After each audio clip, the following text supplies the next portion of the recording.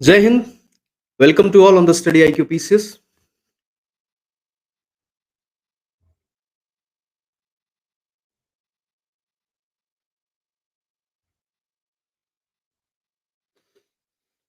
Good evening to all.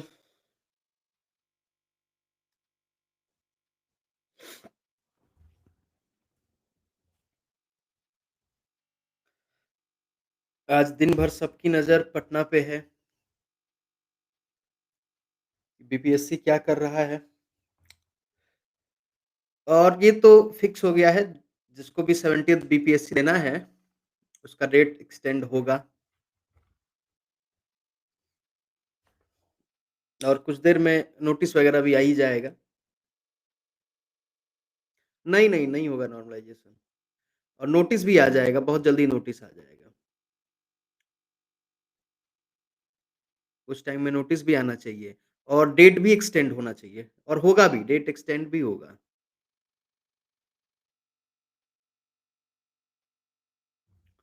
Date भी extend होगा।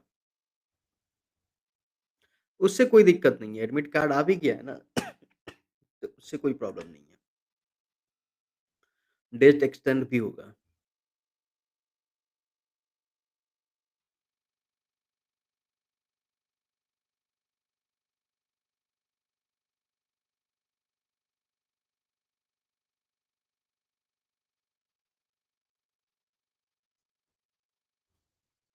नहीं, एक्सटेंड भी होगा, नॉर्मलाइज़ेशन खत्म भी होगा, क्योंकि बहुत मेहनत सब लोग किए हैं पटना में।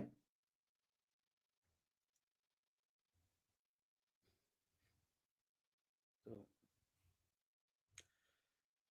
होगा ये, दिन भर हम लोगों की भी नज़र पटना पे ही रहे हैं, कई सारे हमारे स्टूडेंट्स भी गए हुए हैं, तो उनसे भी अभी बात हो रहा था। तो ये है कि जो आयोग है वहाँ पे चल रहा है, मीटिंग्स वगैरह हो रहे हैं, जल्दी इसका न्यूज़ मिलेगा, नोटिफ़िकेशन भी आएगा जल्दी। ठीक है? चलिए स्टार्ट करते हैं हम लोग आप आज के लेक्चर को। बीपीएससी के बी जो 70th बीपीएससी वाले जो भी स्टूडेंट हैं, वो आज पढ़ाई नहीं कर पाए हैं, कहीं के भी स्टूडेंट हो, वो अच्छे से पढ़ाई आज नहीं कर पाए हैं।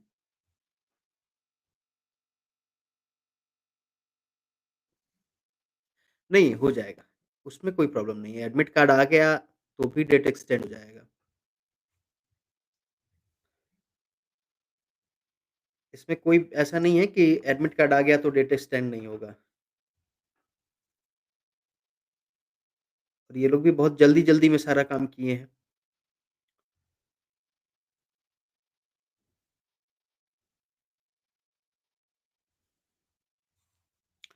चलिए देखते हैं, अब जब तक कोई नोटिफ़िकेशन आयोग के वेबसाइट पे नहीं आता है, तब तक कुछ नहीं कहा जा सकता है। लेकिन हाँ, ये तो है कि डेट भी एक्सटेंड होगा और अ, और ये आपका नॉर्मलाइज़ेशन भी खत्म होगा और फॉर्म भी रीओपन होगा। भले ही 1 दिन के लिए ही क्यों ना करे, क्योंकि बहुत सारे स्टूडेंट्स लाखों में स्टूडेंट्स जो हैं, जो छूट गए हैं आयोग के सर्वर की वजह से, तो ये होगा, ठीक है? अब देखते हैं क्या-क्या होता है और कब हो पाता है ये। ठीक है, चलिए तो हम लोग एप्लीकेशन देख रहे थे ई-गवर्नेंस का, हमने ई-गवर्नेंस को पढ़ा, उसका एप्लीकेशन देख रहे थे, ठीक है? आज ये मैं खत्म करूँगा, ई-गवर्नेंस आज खत्म हो जाएगी हम लोग की और कल मैं आप लोग को मेंस के क्वेश्चंस दे दूँगा। कल हम लोग 1 डेढ़ घंटा सिर्फ मेंस के क्वेश्चंस पे डिस्कशन करेंगे, ठीक है? उसके बाद फिर हम लोग आगे फिर प्रेशर ग्रुप ग्रुप वगैरह है, सोशल ऑडिट है, प्रेशर ग्रुप है, उसको हम लोग पढ़ेंगे। चलिए, तो अब फाइनेंस सेक्टर में देखें तो ई-गवर्नेंस जैसे आप फ़ोनपे यूज़ करते हैं, आप यूपीआई यूज़ करते हैं, ठीक है? तो ये क्या है? ये फाइनेंस सेक्टर में ई-गवर्नेंस का यूज़ है। ये एप्लीकेशन है ई-गवर्नेंस का। यहाँ पे क्या होगी फाइनेंशियल गवर्नेंस हो रही है using ICT, information and communication technology, ठीक है? आप लोग बताएँगे यूपीआई किसने निकाला? किसने अ, यूपीआई को लॉन्च की गई, किसके द्वारा लॉन्च की गई थी? यूपीआई को किसके द्वारा लॉन्च की थी? कोई बताएँगे? और कब लॉन्च की गई थी?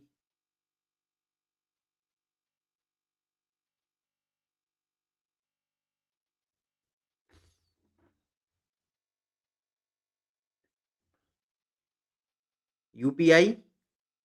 Very good. बिल्कुल, बिल्कुल सही। हाँ, 2016 में एनपीसीआई के द्वारा लॉन्च की गई थी। National payment corporation of India के द्वारा लॉन्च की गई थी। ठीक है? ठीक है। तो यूपीआई क्या एक डिजिटल पेमेंट सिस्टम है। आज हम यूपीआई से क्या अगर आपसे पूछा जाए कि what is the benefit of UPI? क्या हुआ? मेजर बेनिफिट की बात करें तो हम ये कहेंगे कि मोर फाइनेंशियल इंक्लूजन हुआ। मोर फाइनेंशियल इंक्लूजन हुआ। यूपीआई आने से ज़्यादा लोग फाइनेंशियल एक्टिविटी में डिजिटाइज़ हो गए, ठीक है? डिजिटाइज़ हो गए, डिजिटल लिटरेसी बढ़ी, डिजिटल लिटरेसी इंक्रीज़ हुई, ठीक है? आज गाँव-गाँव में फ़ोन पे, गूगल पे का इस्तेमाल किया जाता है, क्यूआर कोड का इस्तेमाल किया जाता है। ठीक है? इवन गाँव में भी इसका इस्तेमाल होता है। तो हम ये कह सकते हैं कि डिजिटल लिटरेसी बढ़ी, फाइनेंशियल इंक्लूजन हुआ, ज़्यादा से ज़्यादा लोग पैसे अपने ज़्यादा से ज़्यादा लोग ऑनलाइन ट्रांज़ैक्शन किए, कैश फ्लो इंक्रीज़ हुआ। यूँ कहेंगे कि cash flow in which means कि नोट का मतलब ऐसे मतलब हैंड करेंसी का फ्लो नहीं, यानी कैश फ्लो का मतलब डिजिटल माध्यम से कैश फ्लो हुआ, ठीक है? सर्कुलेट हुआ। ठीक है? तो इससे ये हुआ कि एक डिजिटल पेमेंट जो है सीमलेस डिजिटल पेमेंट हो पाया गवर्नमेंट सर्विसेज़ के लिए या फिर बिल्स को पेमेंट करने में, टैक्सेस के लिए या फिर आप फाइनेंशियल इंक्लूजन हुआ, कुछ खरीदते हैं या फिर जो सेल परचेज़ हुआ, ठीक है? तो इससे ये हुआ कि हमारी जो फाइनेंशियल गवर्नेंस थी, ये थोड़ी-सी ऐज हो गई, ठीक है? कम हो मतलब आसान हो गई, ठीक है? पेमेंट करना आसान हो गया। ये जो पहले हम क्या करते थे अगर हमें पैसे किसी को पे करना होता था तो अकाउंट में पेमेंट करते थे, तो उसके लिए बैंक जाना पड़ता था, बैंक में लाइन लगना पड़ता था, फॉर्म फिल करना, तब जाकर के डिपॉज़िट होता था। एक प्रोसेस हो जाता था, उसमें बहुत सारा टाइम जाता था, ठीक है? तो इससे ये सब खत्म हुआ और हम लोग सीमलेस ट्रांज़ैक्शन होना स्टार्ट हो गया, ठीक है? तो ये हमारी एक एप्लीकेशन है, ठीक है? ई-गवर्नेंस का एप्लीकेशन है, ठीक है? कई सारे एप्लीकेशन भीम यूपीआई का एप्लीकेशंस स्कीम्स वगैरह में भी हुआ, ठीक है? जैसे पीएम किसान में डायरेक्ट डीबीटी हुआ, डायरेक्ट बेनिफिट ट्रांसफर की गई, ठीक है? अदर स्कीम्स में भी इसका इस्तेमाल हुआ, ठीक है? इसको नेशनल हेल्थ स्टैक से इसको कनेक्ट किया गया, ठीक है? डिजिटल हेल्थ इंफ्रास्ट्रक्चर बिल्डिंग में इसका इस्तेमाल हुआ, हेल्थ सर्विसेज़ को का पे करना या ये इससे हम ये कहेंगे कि हम ईज़िली किसी भी पेमेंट को हम बहुत ईज़िली एक्सेस कर सकते हैं। और यूपीआई जो है वो बहुत ज़्यादा टफ भी नहीं है और बहुत ज़्यादा ऐसा नहीं है कि कोई एक लेमैन इसका इस्तेमाल नहीं कर सकता है। काफ़ी ईज़िली फॉर्मेट में इसको रखी गई है और ईज़िली अगर थोड़ा-सा भी आप टेक्निकल साउंड है तो आप कर सकते हैं या इ ज जल्दी से आप इसको सीख भी सकते हैं। ठीक है? अब इसके साथ-साथ अब जुडिशरी में लॉ एंड जस्टिस में ई कोर्ट लाया गया। ठीक है? ई कोर्ट बनाया गया, ठीक है? इसको प्लान किया गया। ई कमिटी बनाई गई थी सुप्रीम कोर्ट ऑफ इंडिया के तहत under the national policy and action plan के तहत, ठीक है? To for the implementation and of information and communication technology in the judiciary, Indian judiciary. अभी ये भी अभी ऑन प्रोसेस है, कंप्लीट ये अभी भी नहीं हो पाया है। यूपीआई को अगर देखें तो यूपीआई मतलब एक बहुत अच्छे लेवल पे स्प्रेड हो चुका है। लेकिन अभी भी जुडिशियल प्रोसेस आईसीटी में पूरी तरह से कन्वर्ट नहीं हो पाया है। आज भी जो डिस्ट्रिक्ट कोर्ट्स हैं, वो ई कोर्ट्स इस्तेमाल नहीं कर पाते हैं। ठीक है? यानी इन्फॉर्मेशन एंड कम्युनिकेशन टेक्नोलॉजी का जो इस्तेमाल है, ई कोर्ट्स में कम हो पाता है। हाँ, लेकिन ये है कि 2005 में इसको लॉन्च की गई, काफ़ी टाइम था, हो जाना चाहिए था। सुप्रीम कोर्ट आज भी कहती है कि ई कोर्ट्स को बहुत अच्छे लेवल पे इसका इस्तेमाल हो। ठीक है? लेकिन कई सारे प्रॉब्लम्स आ गए ई कोर्ट में। ई कोर्ट में प्रॉब्लम्स ये आ गया कि सबसे पहले कि जो जो वहाँ पे वर्कर्स हैं, जो लोग कोर्ट्स वगैरह में वर्क करते हैं, क्लर्क्स वगैरह हैं, वो भी उतने अ, उनको टेक्निकल साउंड नहीं है, ठीक है? कि इसका इस्तेमाल हो सके। कंप्लीट आज भी कई सारे रिकॉर्ड्स जो हैं ऑफलाइन ही है, उसको ऑनलाइन नहीं किया गया है, ठीक है? और सबसे बड़ी चीज़ है कि स्टाफ्स की काफ़ी कमी होती है, कोर्ट्स वगैरह में काफ़ी कम स्टाफ में ही काम कराया जाता है, ठीक है? वहाँ पे हायरिंग भी बहुत कम होती है, ठीक है? तो इससे ये है कि वहाँ पे ये यूँ कह सकते हैं कि जो स्टाफ्स की कमी की वजह से भी ई-कोर्ट्स इम्प्लीमेंट नहीं हो पाया है। लेकिन हाँ, ऑल्दो कई जगहों पे और कई सारे कोर्ट्स जो हैं, ये हो रहे हैं। ऑनलाइन स्ट्रीमिंग ऑनलाइन स्ट्रीमिंग जो है, ये भी स्टार्ट हुई, ठीक है? पहले गुजरात हाई कोर्ट स्टार्ट किया, आज सुप्रीम कोर्ट भी की भी ऑनलाइन जो स्ट्रीमिंग है होती है। Madhya Pradesh high court, Patna high court इन सब के ऑनलाइन स्ट्रीमिंग होती है, ठीक है?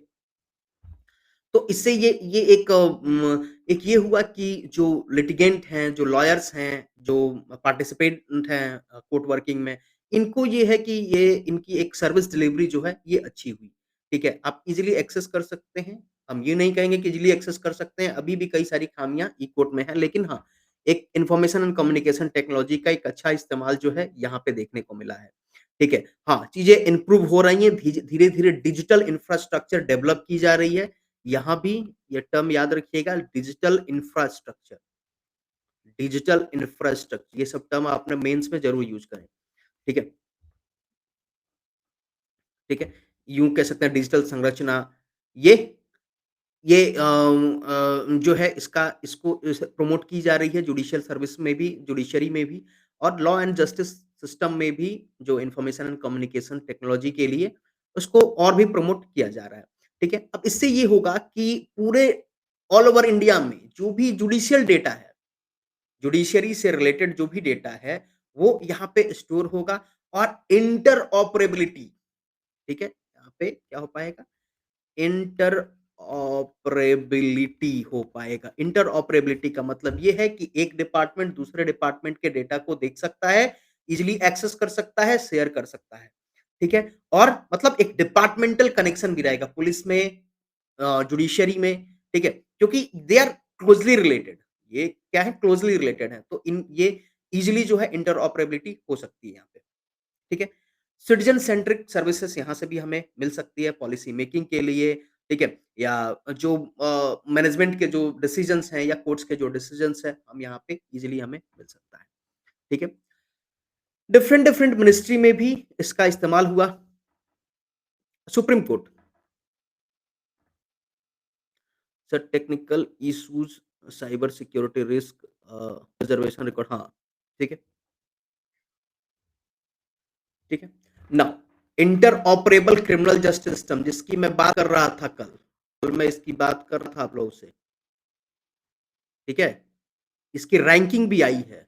इसकी अभी रैंकिंग भी आई है कि कौन-सा स्टेट इसको अच्छे से इम्प्लीमेंट कर रहा है, तो टॉप पे है उत्तर प्रदेश, ठीक है?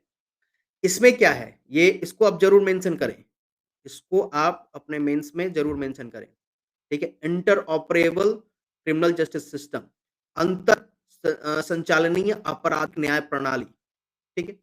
ये क्या है? ये ministry of information and technology के द्वारा और मिनिस्ट्री ऑफ होम अफेयर, ठीक है? इन दोनों के द्वारा लाया गया है, ठीक है? डिपार्टमेंट ऑफ जस्टिस के और डिपार्टमेंट ऑफ जस्टिस भी इसके साथ है, ठीक है? इन यानी हम ये कहेंगे कि इन तीनों के कोलैबोरेशन से इंटरऑपरेबल जस्टिस सिस्टम लाया। अब देखो क्या यूज़ है इसका? इसमें क्या हो रहा है कि supreme court of India judiciary में अगर कोई डेटा है, सपोज़ कि कोई क्रिमिनल है यूपी में, ठीक है? इससे रिलेटेड एक केस सुप्रीम कोर्ट में चल रहा है या सब मानो कि इससे रिलेटेड एक कोर्ट गुजरात हाई कोर्ट चल रहा है, ठीक है? ठीक है? यूपी का क्रिमिनल है, पुलिस रिकॉर्ड है, तो इस ये कैसा क्रिमिनल है, क्या नेचर है, इसका हिस्ट्री कैसा रहा है, ये कहाँ पे है? यूपी में है। यूपी के पुलिस रिकॉर्ड में है। लेकिन इससे रिलेटेड कोई मैटर सुप्रीम कोर्ट में चल रहा हो या इससे रिलेटेड मैटर कोई गुजरात कोर्ट में चल रहा हो, ठीक है?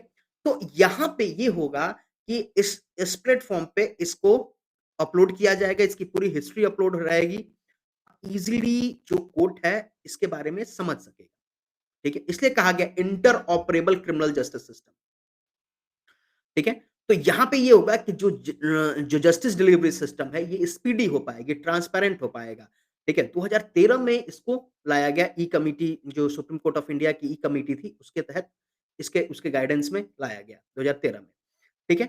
ये भी ध्यान रखिएगा करंट अफेयर के पॉइंट ऑफ से भी कौन-कौन सी मिनिस्ट्रीज़ भी यहाँ पे शामिल है, ministry of information technology, home affair, department of justice, ठीक है? ये ध्यान रखिएगा।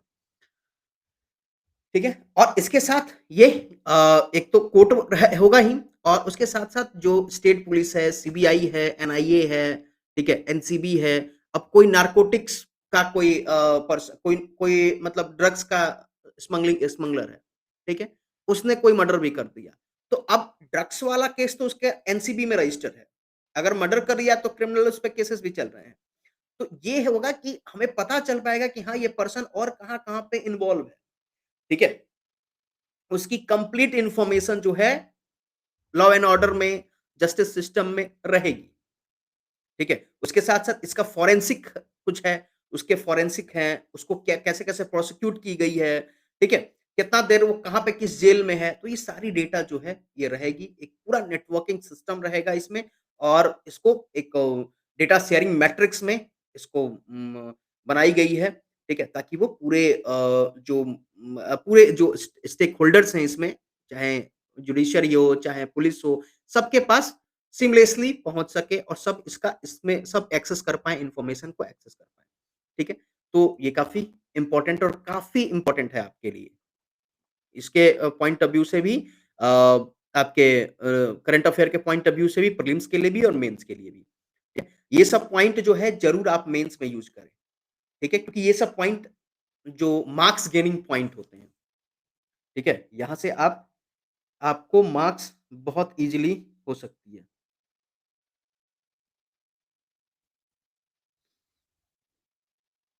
ठीक है? सॉरी मेरा थोड़ा नज़र बीपीएससी के साइट पे भी है अभी।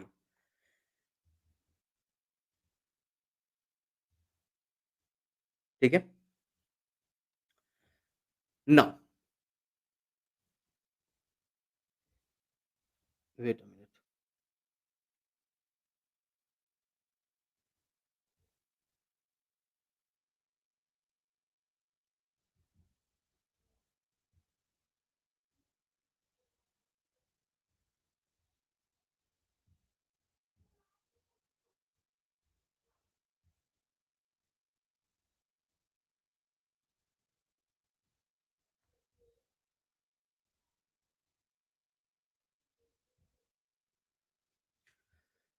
ठीक है? नाउ इसके बाद labour and employment e-Shram portal काफ़ी न्यूज़ में ये भी रहा है, ई-श्रम पोर्टल, ठीक है? National database of unorganised workers जब कोरोना हुआ तो कोरोना में जो भी वर्कर्स थे वो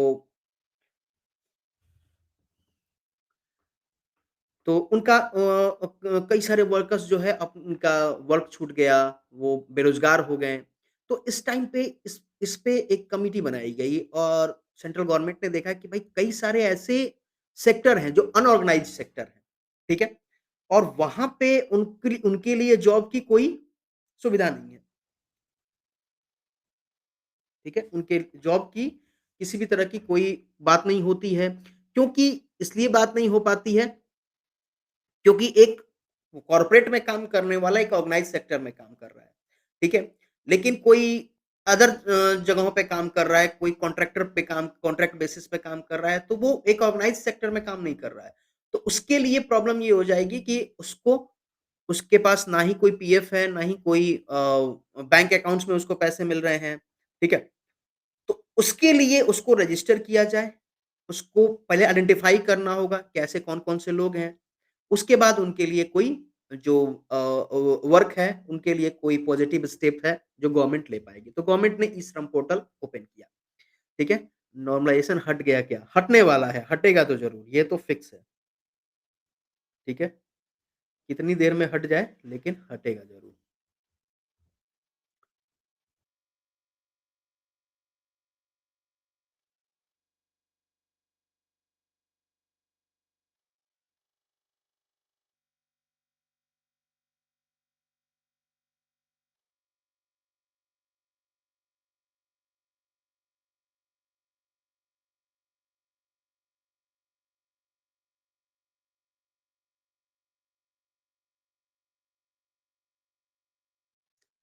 कुछ पता चले तो बताइएगा। हाँ, हम भी वही देख रहे हैं, ठीक है? होने वाला है बहुत जल्दी ये आ जाएगा।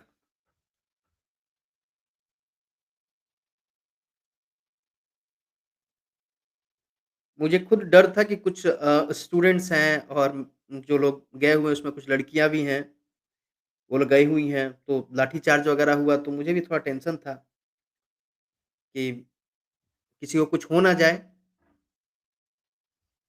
तो मैं भी बार-बार उन लोग से बात कर रहा था।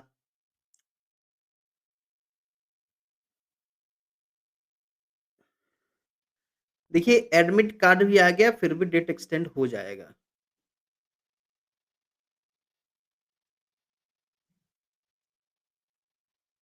हाँ, वहाँ पे लाठीचार्ज हुई है।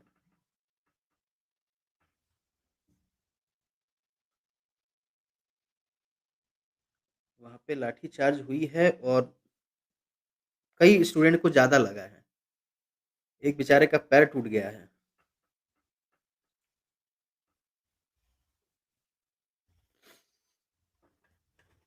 या जो सिपाही लाठी चला रहा है, वो ये नहीं समझ रहा है कि भाई आने वाले कल के अफ़सर हैं ये। लेकिन क्या कीजिएगा? चलिए, तो ई-श्रम पोर्टल ये हमारा क्या है? ये भी एक इम्प्लीमेंटेशन है, एक एप्लीकेशन है ई-गवर्नेंस का, ठीक है? यहाँ पे उसको ऑथेंटिकेट की गई, आधार ऑथेंटिकेट की गई नेशनल डेटा ऑफ अनऑर्गनाइज्ड जो वर्कर अनऑर्गनाइज्ड वर्कर हैं, उनके नेम, मोबाइल नंबर्स, किस ऑक्यूपेशन के साथ जुड़े हैं, ठीक है? उनका आधार नंबर, ठीक है?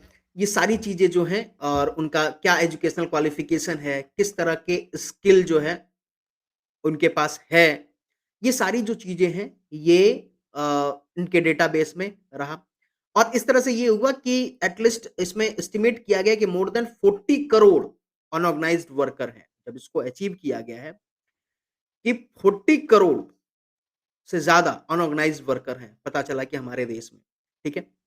और इनके लिए रजिस्टर्ड जो है उनको एलोकेट किया गया यूनिवर्सल अकाउंट नंबर, ठीक है? और जो एक यूएएन कार्ड जो है इनको इंस्टेंटली दी गई, ठीक है? कि इससे ये अपना इनको जो इनके लिए जो वर्क प्रोवाइड की जाएगी, ठीक है? चाहे वो मनरेगा के थ्रू हो, चाहे वो डिफरेंट किसी भी जो स्कीम्स के थ्रू इनको वर्क प्रोवाइड की जाएगी। तो that is the application of e-governance, ठीक है?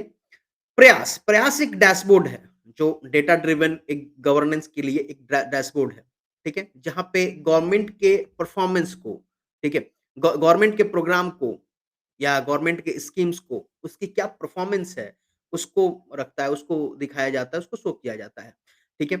उसपे जो आपके कई सारे जो स्कीम्स हैं, उसको लेकर के उसको कितनी जो स्कीम्स है, कहाँ पे कितनी कंसिस्टेंट है, कितनी वर्क हुई है, ये सारे जो हैं जो डेटाज़ हैं, ये यहाँ पे रखे जाते हैं। ठीक है? तो इससे ये है कि इससे क्या है, तो इससे हमारा गुड गवर्नेंस होगा, ई-गवर्नेंस का एक एप्लीकेशन है। ठीक है? इसमें जो जितने भी पॉलिसी मेकर हैं या जो एग्जीक्यूशनर्स हैं, उसके लिए भी यहाँ पे डेटा रखे जाते हैं। ठीक है? एक रियल टाइम डेटा है जो एपीआई जो है एमआईएस के साथ एमआईएस से कनेक्टेड होता है, ठीक है?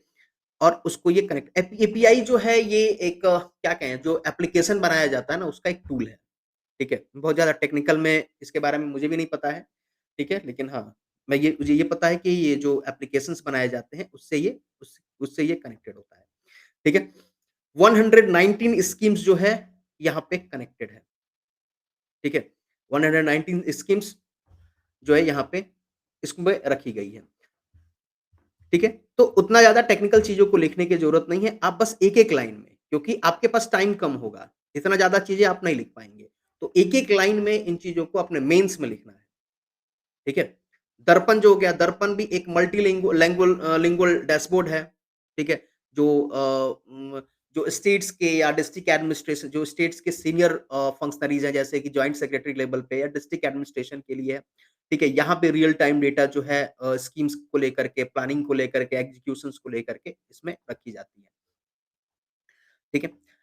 अब आईसीटी जो है आईसीटी को अगर हम देखें तो आईसीटी क्या कर रहा है? आईसीटी हमें हेल्प कर रहा है to providing simplicity and transparency in the e-governance, ठीक है? ई-गवर्नेंस इनिशिएटिव्स में। क्योंकि जब हम ई-गवर्नेंस की बात करते हैं उसका मतलब ये है कि हम आईसीटी का इस्तेमाल कर रहे हैं, ठीक है? अब उसमें हम सेंट्रलाइज़्ड डैशबोर्ड क्रिएट कर देते हैं जो हमारे टारगेट्स आउटकम्स हैं इसको इवैल्यूएट करता है, ठीक है? सिटीज़न्स के पार्टिसिपेशन को एनहांस करता है, हमारे गवर्निंग प्रोसेस को एनहांस करता है। हम सिटीज़न सेंट्रिक जो हमारी गवर्निंग प्रोसेस है, वो रह पाती है, ठीक है?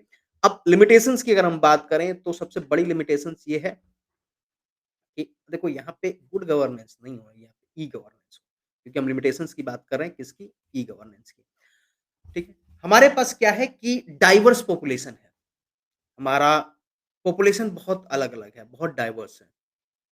डिफरेंट लोग हमारे डिफरेंट कम्युनिटी के, डिफरेंट कल्चर के लोग यहाँ पे रहते हैं, ठीक है? कुछ पढ़े-लिखे हैं ज़्यादा, कुछ नहीं पढ़े-लिखे हैं, कुछ कम पढ़े-लिखे हैं और कुछ एकदम ही पढ़े-लिखे नहीं हैं, ठीक है? तो हमारे यहाँ लिटरेसी की बहुत एक प्रॉब्लम है, इलिटरेसी है। तो इलिटरेसी तो है ही, लेकिन जब हम डिजिटल लिटरेसी की बात करते हैं, डिजिटल लिटरेसी ज़्यादा है, ठीक है? यानी डिजिटल लिटरेसी की जो है लो डिजिटल लिटरेसी है, डिजिटल लिटरेसी कम है। डिजिटल इलिटरेसी ज़्यादा है, ठीक है? तो यहाँ पे लो डिजिटल लिटरेसी ये हमारे लिए क्या है एक बहुत बड़ी चुनौती है कि हम इसको इम्प्लीमेंट करना क्योंकि आज भी कई जगहों पे गाँव में बहुत ऐसे लोग हैं जिनके पास स्मार्टफ़ोन तक नहीं है, जिनके पास छोटा फ़ोन है या जो नहीं एक्सेस कर पाते हैं, ठीक है? इनएडिक्वेट टेक्नोलॉजिकल इंफ्रास्ट्रक्चर है एंड करप्शंस भी इज स्टिल देखिए सबसे बड़ी चीज़ क्या है कि हमारे पास टेक्नोलॉजिकल इंफ्रास्ट्रक्चर ज़्यादा नहीं है और डिजिटल लिटरेसी भी ना होने की वजह से करप्शंस और इंक्रीज हो जाता है। करप्शंस हो जाते हैं। कैसे? तो जैसे हम लोग कल डिस्कस कर रहे थे कि जस्ट मैंने बताया कि जो सीएससी वाले हैं, जो बैंक मित्र वगैरह हैं, ये क्या करते हैं, किसी के अकाउंट से पैसे निकलवा लेना, ठीक है? ऐसा क्यों हो रहा है? क्योंकि उनके पास डिजिटल लिटरेसी नहीं है। आपके अकाउंट से थोड़ी ना कोई निकाल सकता है, हमारे अकाउंट से थोड़ी ना ऐसा कोई निकाल सकता है। हाँ, फ्रॉड वो फाइनेंशियल वो साइबर फ्रॉड हो जाए वो अलग बात है। लेकिन स्टिल कोई जानबूझ करके हमसे अंगूठा लगवा करके हमारा पैसा नहीं निकाल सकता या आपका पैसा नहीं निकाल सकता। क्यों? क्योंकि आप खुद वो काम कर सकते हैं। आप खुद अपना ट्रांज़ैक्शन खुद कर सकते हैं। लेकिन ऐसे लोग भी हैं, जहाँ पे ये इनकी कमी है, जहाँ पे डिजिटल लिटरेसी नहीं है, तो उनके साथ ऐसे करप्शंस हो जाते हैं। ठीक है? तो एक पॉइंट ये भी है कि इस तरीके से भी करप्शंस हुआ है। ठीक है? हाँ, अब एक्सेसिबिलिटी की भी कमी है, अफोर्डेबिलिटी की ऑफ टेक्नोलॉजी जो है, सभी टेक्नोलॉजी अफोर्ड नहीं कर सकते हैं, ठीक है? सभी लोग स्मार्टफ़ोन अफोर्ड नहीं कर सकते हैं, सभी लोग इतना डेटा का रेंज इतनी जो प्राइस ज़्यादा है डेटा की प्राइस ज़्यादा है, ठीक है? इसको अफोर्ड नहीं कर सकते हैं, ठीक है? तो इससे क्या हो रहा है? इससे क्या हो रहा है कि इससे हम ई-गवर्नेंस तो कर रहे हैं, लेकिन वो पूरे एक मास तक नहीं पहुँच पा रहा है, यानी वो सिटिज़न्स जो जहाँ पे लो डिजिटल लिटरेसी है, वो इसको अफोर्ड नहीं कर पा रहे हैं, ठीक है? डेटा प्राइवेसी की एंड सिक्योरिटी अब अगर हम चलो डिजिटल लिटरेसी को हटा भी दें, तो डेटा प्राइवेसी की समस्या तो हर जगह है। चाहे वो कितना भी लिटरेट पर्सन हो, डिजिटल लिटरेसी कितना भी अच्छा हो, डेटा प्राइवेसी की प्रॉब्लम है, सिक्योरिटी की प्रॉब्लम है, साइबर सिक्योरिटी की प्रॉब्लम है, ठीक है? इसमें लैक ऑफ अवेयरनेस है अमंग्स द सिटिज़न्स कई बार लोग ओटीपीज़ वगैरह आता है, लोग शेयर कर देते हैं, उससे उनका फाइनेंशियल फ्रॉड हो जाता है, ठीक है? मोबाइल में रखा हुआ डेटा लीक हो जाता है। कल ही हम लोग डिस्कस कर रहे थे कि आप कोई इनपुट आप अपने गूगल पे दीजिए, ठीक है? आप कोई भी इनपुट दीजिए उसके उस सेम वैसे ही आपको हर एक जगह वैसा ही आपको एडवर्टाइज़मेंट दिखने लगेगा, ठीक है? और पूरा सिस्टम जो है आपको उस तरह से आपके लगेगा कि आप मोबाइल में हर जगह आपने वही सर्च किया है और हर एक प्लेटफ़ॉर्म पे आपको वो दिखने लगेगा, ठीक है? तो क्या हो रहा है? क्योंकि हमारे पास डेटा प्राइवेसी की कमी है। हम जो भी ऐप इंस्टॉल इसीलिए कहा जाता है कि कोई भी ऐप आप इंस्टॉल ना कर लें। हर जगह आपको एनरोल भी नहीं होना है, ठीक है? और जैसे आपसे कभी भी कोई भी एप्लीकेशन आप इंस्टॉल करेंगे, तो आपसे वहाँ पे अलाउ किया कराया जाएगा। कॉल अलाउ कराई जाएगी, आपकी गैलरी अलाउ कराई जाएगी। तो सोचो जो एप्लीकेशन बनाया जाता है, जो एपीआई पे जो एप्लीकेशन बनाया जाता है ना, जो एपीआई होता है उसका, वहाँ पे आप जब आप यहाँ से अलाउ करेंगे, तो उसके पास आपकी सारी एक्सेस चली जाएगी। आपके मोबाइल में क्या है, वो सब कुछ देख सकता है, ठीक है? इस तरह से डिजिटल एक्सपर्ट्स हैं यहाँ पे, साइबर एक्सपर्ट्स हैं, जो ये काम करते हैं, ठीक है? तो ये चीज़ें होती हैं। तो ये जैसे-जैसे डिजिटाइज़ेशन हुआ है, तो इस तरह के फ्रॉड्स भी देखने को मिले हैं। इस तरह से फ्रॉड्स भी हुए हैं, ठीक है? ठीक है? तो अब ये चीज़ें हैं। तो आपको यहाँ पे ये समझने की ज़रूरत है कि जब हम बात करते हैं लिमिटेशंस की, तो डिफरेंट लिमिटेशंस हमें देखने को मिलता है। ठीक है? सिर्फ डिजिटल लिटरेसी ही नहीं और भी डिफरेंट लिमिटेशंस जो हमें देखने को मिलता है। ठीक है? टेक्निकल लिमिटेशंस की अगर हम बात करें, टेक्निकल लिमिटेशंस एंड चैलेंज की बात करें, तो लिमिटेड इंटरनेट कनेक्टिविटी है in the remote area, rural area में काफ़ी कम कनेक्टिविटी है। ठीक है? आईटी इंफ्रास्ट्रक्चर की कमी है। ठीक है? आईटी इंफ्रास्ट्रक्चर की कमी है। हर जगहों पे मैंने कहा ना डिजिटल इंफ्रास्ट्रक्चर धीरे-धीरे क्रिएट की जा रही है। हर जगह पे वो उतना जो नेटवर्क्स की बात करें या जो भी सर्वर्स हैं, वो उतनी इफेक्टिव वर्क नहीं कर पाते हैं। ठीक है? आज भी गवर्नमेंट कंपनीज़ के या गवर्नमेंट डिपार्टमेंट के नॉट कंपनीज़ जो डिपार्टमेंट है उनका सर्वर देखिए बहुत धीरे काम करता है। ठीक है? उनका सर्वर कई बार अब प्रॉब्लम क्या हुई है? जो बीपीएससी में फॉर्म नहीं भर पाए स्टूडेंट, क्या एलिगेशन लग रहा है? कि सर्वर डाउन था। तो ये जो है डिजिटल इंफ्रास्ट्रक्चर जो है वो अभी तक हमारा सही नहीं है, ठीक है? तो ये भी क्या है? ये एक लिमिटेशन है। टेक्नोलॉजिकल एक्सपर्ट्स नहीं हैं, गवर्नमेंट वर्कर्स हैं, उसमें कई ऐसे लोग हैं जिनको अभी तक कंप्यूटर अच्छे से चलाने नहीं आता है, ठीक है? तो ऐसा है। अब जो पहले के जो लोग हैं, जो आज से 4 साल आज से अ, बी 25 साल, 30 साल पहले जिनको जो जॉब मिली है, पहले से जो जॉब कर रहे हैं, तो आज उनको उस चीज़ को सीखना पड़ेगा। अगर वो नहीं सीखते हैं, तो प्रॉब्लम यही आएगी कि कि हमारे पास एक्सपर्टीज़ की कमी होगी गवर्नमेंट सर्विसेज़ में, ठीक है? साइबर सिक्योरिटी का रिस्क है साइबर सिक्योरिटी एक बहुत बड़ा रिस्क है ई-गवर्नेंस प्रोसेस में, ई-गवर्नेंस सिस्टम में, ठीक है?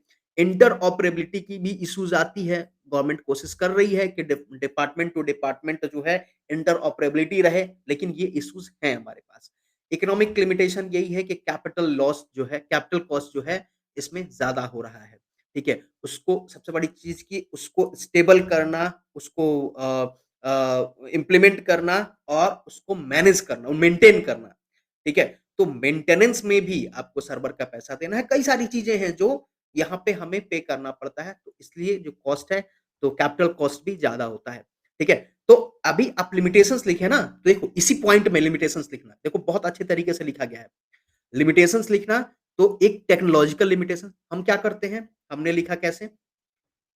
लिमिटेशन और आप लिखेंगे इसी चीज़ को, आप लिखेंगे यही लेकिन ऐसे-ऐसे करके सारे लिमिटेशंस को एक साथ करके लिख देंगे। नहीं, ऐसा नहीं लिखना है। लिमिटेशन लिखना कैसे है? लिमिटेशन कैसे लिखना है? पहले आप लिखें टेक्निकल लिमिटेशन, ठीक है?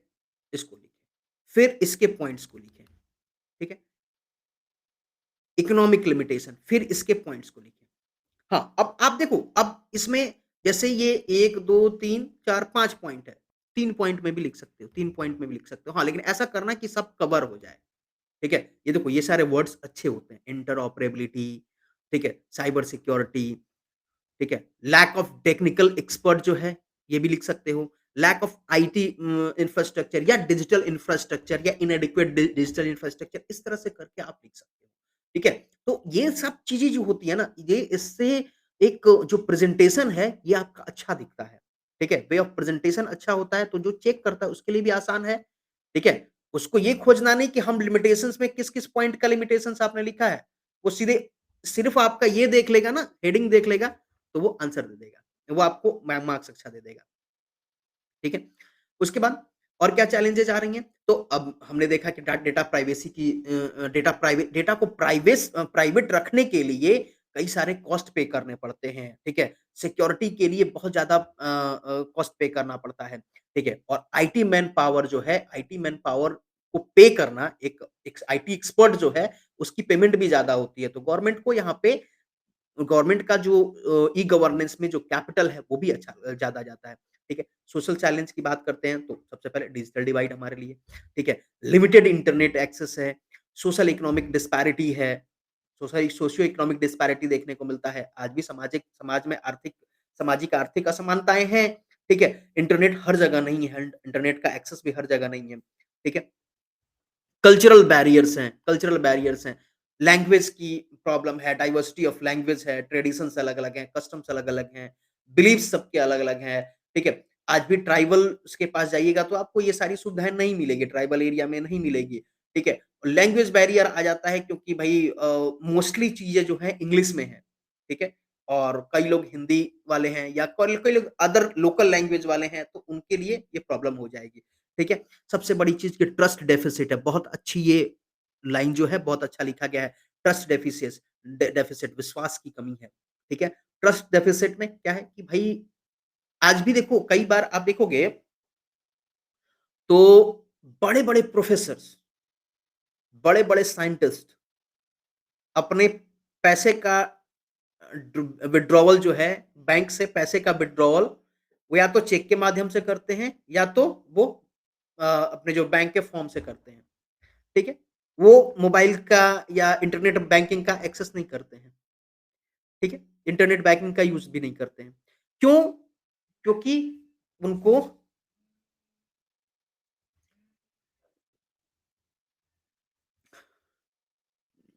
1 मिनट थोड़ा-सा आप लोग टाइम देंगे मुझे?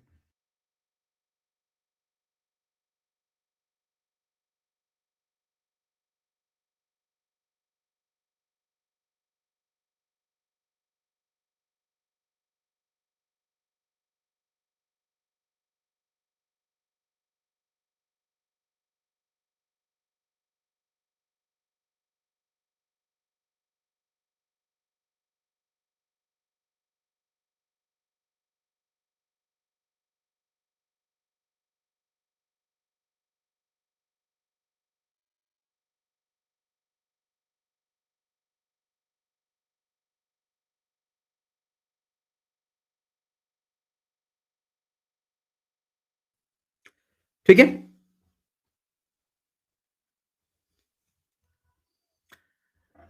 अब आप लोग का थोड़ा कमेंट देख लें क्योंकि तब अभी तक हम कमेंट नहीं देख रहे थे आप लोगों के। डिजिटल चैलेंज का सबसे बड़ा कोविड टाइम में देखने को मिला, वेरी गुड, ठीक है?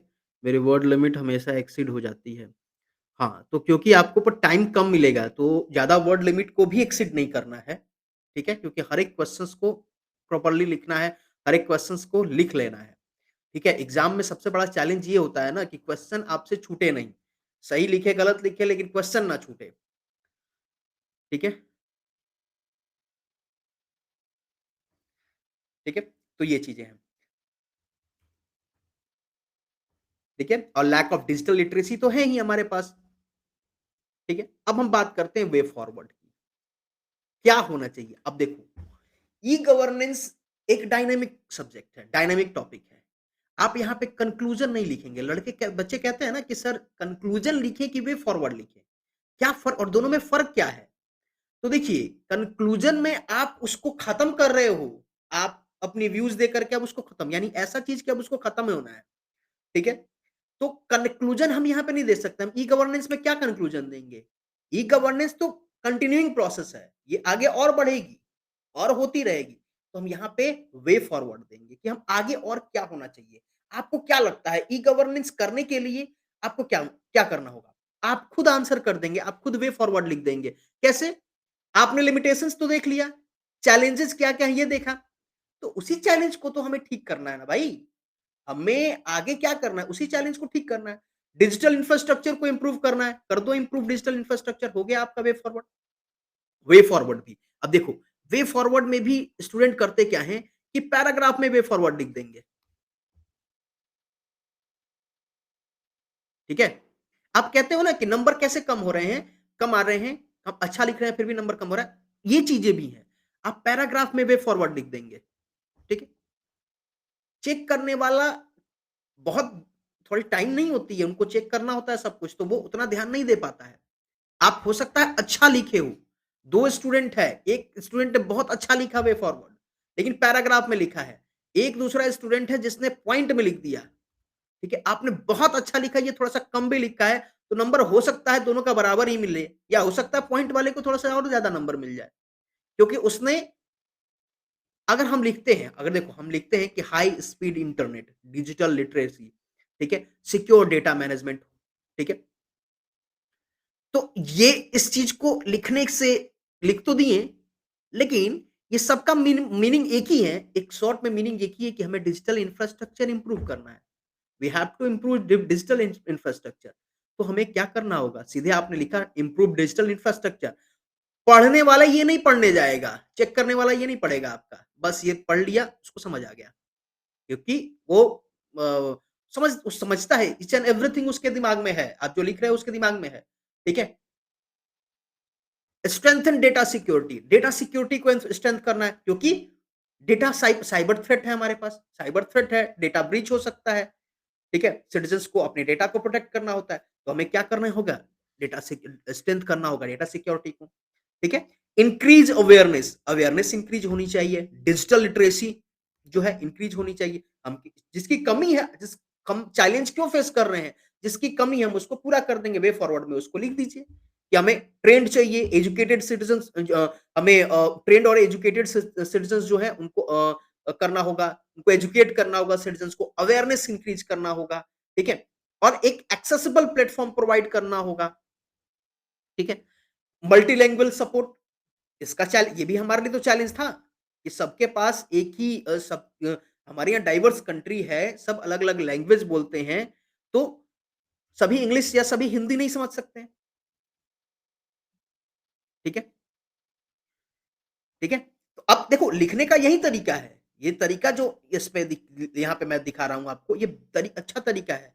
इस तरह से आप लिखेंगे, आपको नंबर अच्छे मिलेंगे, ठीक है?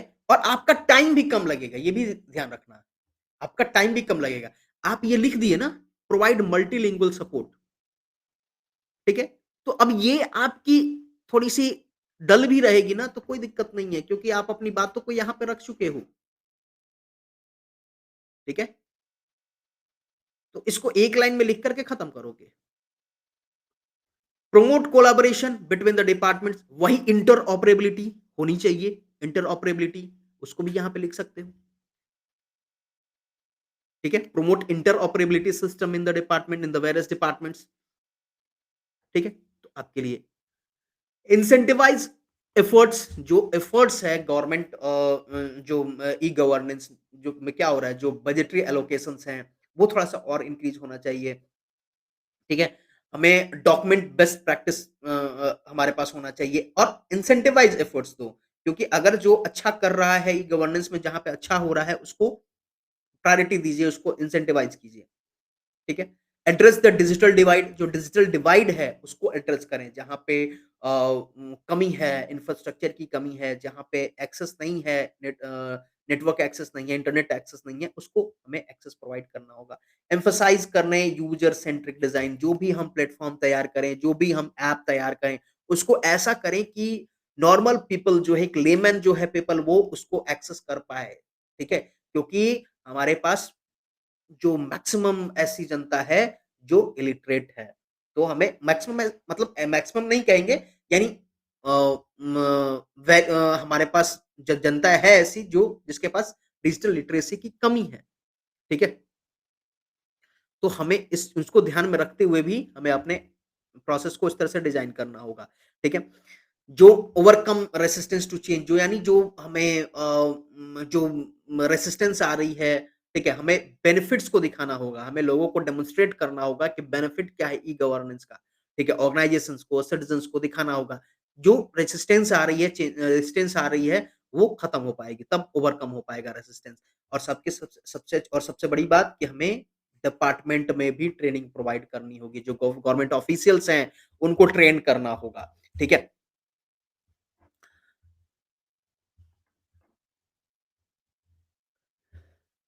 इससे सर इसमें यानी कि वे फॉरवर्ड में डेटा कैसे लिखें? जैसा ये लिखा है बस आपको वैसा ही लिखना है, ठीक है? यानी आप देखो यहाँ पे क्या किया गया है यहाँ पे क्या किया गया है? जो मेन चीज़ है आपको हेडिंग सब हेडिंग दे दी गई, सब हेडिंग दे दी गई, उसमें आप लिखा गया। ये आपका क्या हो गया? हेडिंग हो गया। अब आपको नीचे क्या है? सब हेडिंग दे दी गई। इस सब ट्रेनिंग ट्रेनिंग आपका सब हेडिंग हो गया। अब उस ट्रेनिंग के बारे में थोड़ा-सा लिख दो। हमें क्या होना चाहिए कि गवर्नमेंट ऑफिशियल्स को ट्रेन्ड होना चाहिए। आप ट्रेनिंग प्रोवाइड करें, provided training to the government officials इतना भी लिख देंगे आपका काम हो जाएगा। ठीक है? ताकि जो भी प्रॉब्लम्स आ रही है गवर्नमेंट प्रोसेस में, गवर्निंग प्रोसेस में, ई-गवर्नेंस में, वो खत्म हो पाए। ठीक है? बस इतना ही लिखना है। ठीक है? हमें ई-गवर्नेंस के पोटेंशियल को समझना होगा। अब देखो, इसमें कई सारी बातें मैंने कही। हो सकता है 2 चीज़ें आपको याद भी ना रहे, तो भी कोई दिक्कत नहीं है। ठीक है? क्योंकि हमारे पास टाइम वहाँ भी कम होगा, वहाँ पे टाइम कम होगा। हमें उसी कम टाइम में सारी चीज़ों को लिखना होगा। ठीक है? हमें सिटीज़न्स गवर्नमेंट इंटरेक्शन करना होगा, उसको ई गवर्नेंस प्रोसेस आसान हो सके। चैलेंजेज़ जो हैं, जो भी चैलेंजेज़ हैं डिजिटल इंफ्रास्ट्रक्चर की हो, डेटा सिक्योरिटी की होगी, ईच एंड एवरीथिंग जो भी चैलेंजेज़ आ रहे हैं, मल्टीलिंगुअल सपोर्ट हो गया, हमें उसको एड्रेस करना होगा। ठीक है? जो बेनिफिट हैं, इस बेनिफिट को दिखाना होगा। क्या ट्रांसपेरेंसी हो सकती है, अकाउंटेबिलिटी हो सकती है, करप्शंस कम हो सकता है, सिटीज़न पार्टिसिपेशन बढ़ेगा, इंक्लूसिविटी बढ़ेगी, ठीक है? समावेशिता बढ़ेगी, लोगों की जवाबदेही जो है, ऑफिसर्स की जवाबदेही इंक्रीज़ होगी, ठीक है? अब इसी वे फॉरवर्ड में आप ला करके थोड़ा-सा एक कन्क्लूड का पॉइंट इसी वे फॉरवर्ड को आप कन्क्लूड कर रहे हो, ठीक है? The road ahead is challenging. ये एक फ्रेज़ की तरह यूज़ किया गया है, कि जो आगे की राह जो है चुनौतीपूर्ण है, but the benefits are worth the effort ठीक है? लेकिन प्रयास के लाभ सार्थक होंगे, जो हमें इसका बेनिफिट मिलेगा वो वर्थ इट होगा। India can lead the way in e-governance India क्या हो सकता है? अग्रणी हो सकता है ई-गवर्नेंस में, ठीक है? तो इस तरह से आप इसको लिखें, देखिए कैसे नंबर नहीं मिलता है, ठीक है? नाउ नेक्स्ट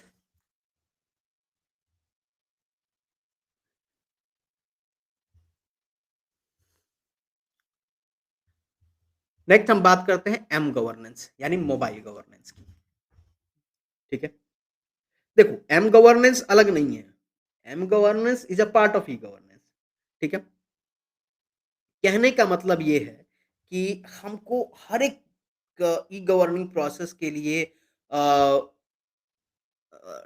कंप्यूटर नेट पे ना बैठना पड़े, हमें ई गवर्नेंस प्रोसेस के लिए साइबर में ना जाना पड़े, ठीक है? हमें क्या हो अपने मोबाइल से हम अपना वर्क कर सकें। तो ये क्या है? इट इज़ अ सब डोमेन ऑफ ई गवर्नेंस। इसमें हम क्या करें? मोबाइल टेक्नोलॉजी का यूज़ करें for the two deliver the public services. ठीक है? हम अपने ऐप से बैठ कर के सारा काम कर सकें। ठीक है? मोबाइल हैंडलिंग हो सके, मोबाइल सेंट्रिक हो, जो भी आपका पोर्टल हो, जो भी गवर्निंग प्रोसेस में जो भी पोर्टल्स बनाए जा रहे हैं, ठीक है? वो मोबाइल सेंट्रिक हो। ठीक है? तो इसको कहते हैं मोबाइल गवर्नेंस। ठीक है? जहाँ पे हमारे पास जो बायपास करें need for the physical network, ठीक है? रीचेज़ द रूरल एरिया। अब अब हम थोड़ा-सा रूरल एरिया की बात करें तो वहाँ पे हमारे पास लैपटॉप सबके पास वहाँ भी नहीं है।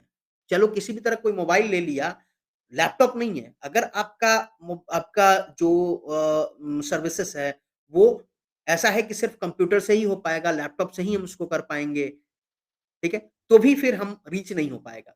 तो मैक्सिमम रीच के लिए हमें अपने सर्विसेज़ को मोबाइल पे लाना होगा, ठीक है? इसलिए मोबाइल गवर्नेंस को प्रमोट की गई। एम गवर्नेंस इसको कहते हैं, इसको प्रमोट की गई, ठीक है? ताकि जो है एक जो इंटरैक्शन है गवर्नमेंट और सिटिज़न्स का इंटरैक्शन है वो ईज़ी हो सके, प्रमोट हो सके, स्ट्रेंथन हो डेमोक्रेसी स्ट्रेंथन हो सके, ठीक है? तो इससे क्या होगा? इससे ये होगा मोबाइल गवर्नेंस थोड़ी आसान हो जाती है। लैपटॉप हैंडल करने से ज़्यादा आसान मोबाइल चलाना हो जाता है, ठीक है? आज मैक्सिमम लोग मोबाइल का इस्तेमाल कर रहे हैं, ठीक है? तो इस चीज़ को ध्यान रखें। मेंस में टाइम कैसे मैनेज करें? कल इस पे चर्चा हम लोग करेंगे क्योंकि कल क्वेश्चन्स को लेंगे, कल इस पे चर्चा करेंगे, ठीक है? नाउ अब इसका ऑब्जेक्टिव क्या है कि वही ऑब्जेक्टिव है कि भाई सर्विसेज़ फ़ास्ट हो सके, ठीक है? ईज़िली एक्सेस हो सके। मोबाइल जो यूज़ जो क्योंकि मोबाइल यूज़ मैक्सिमम लोग करते हैं, लैपटॉप मैक्सिमम लोग यूज़ नहीं करता, मोबाइल मैक्सिमम लोग यूज़ करते हैं, ठीक है? तो इससे ये होगी कि चीज़ें आसान हो जाएगी। फेसबुक पे मेरे उतने फ्रेंड नहीं हैं जितने मेरे से ज़्यादा फ्रेंड मेरे फ़ादर के हैं। फेसबुक पे मेरे से ज़्यादा फ्रेंड मेरे फ़ादर के हैं, ठीक है? और मेरे फ़ादर की उम्र 70 प्लस है। अब मेरे से ज़्यादा मोबाइल वो चलाते हैं, ठीक है?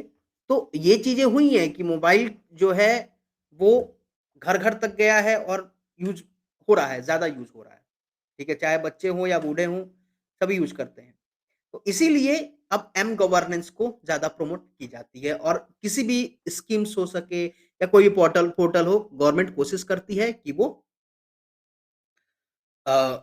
उसको हम लोग मोबाइल एक्सेसिबल बनाएँ, ठीक है?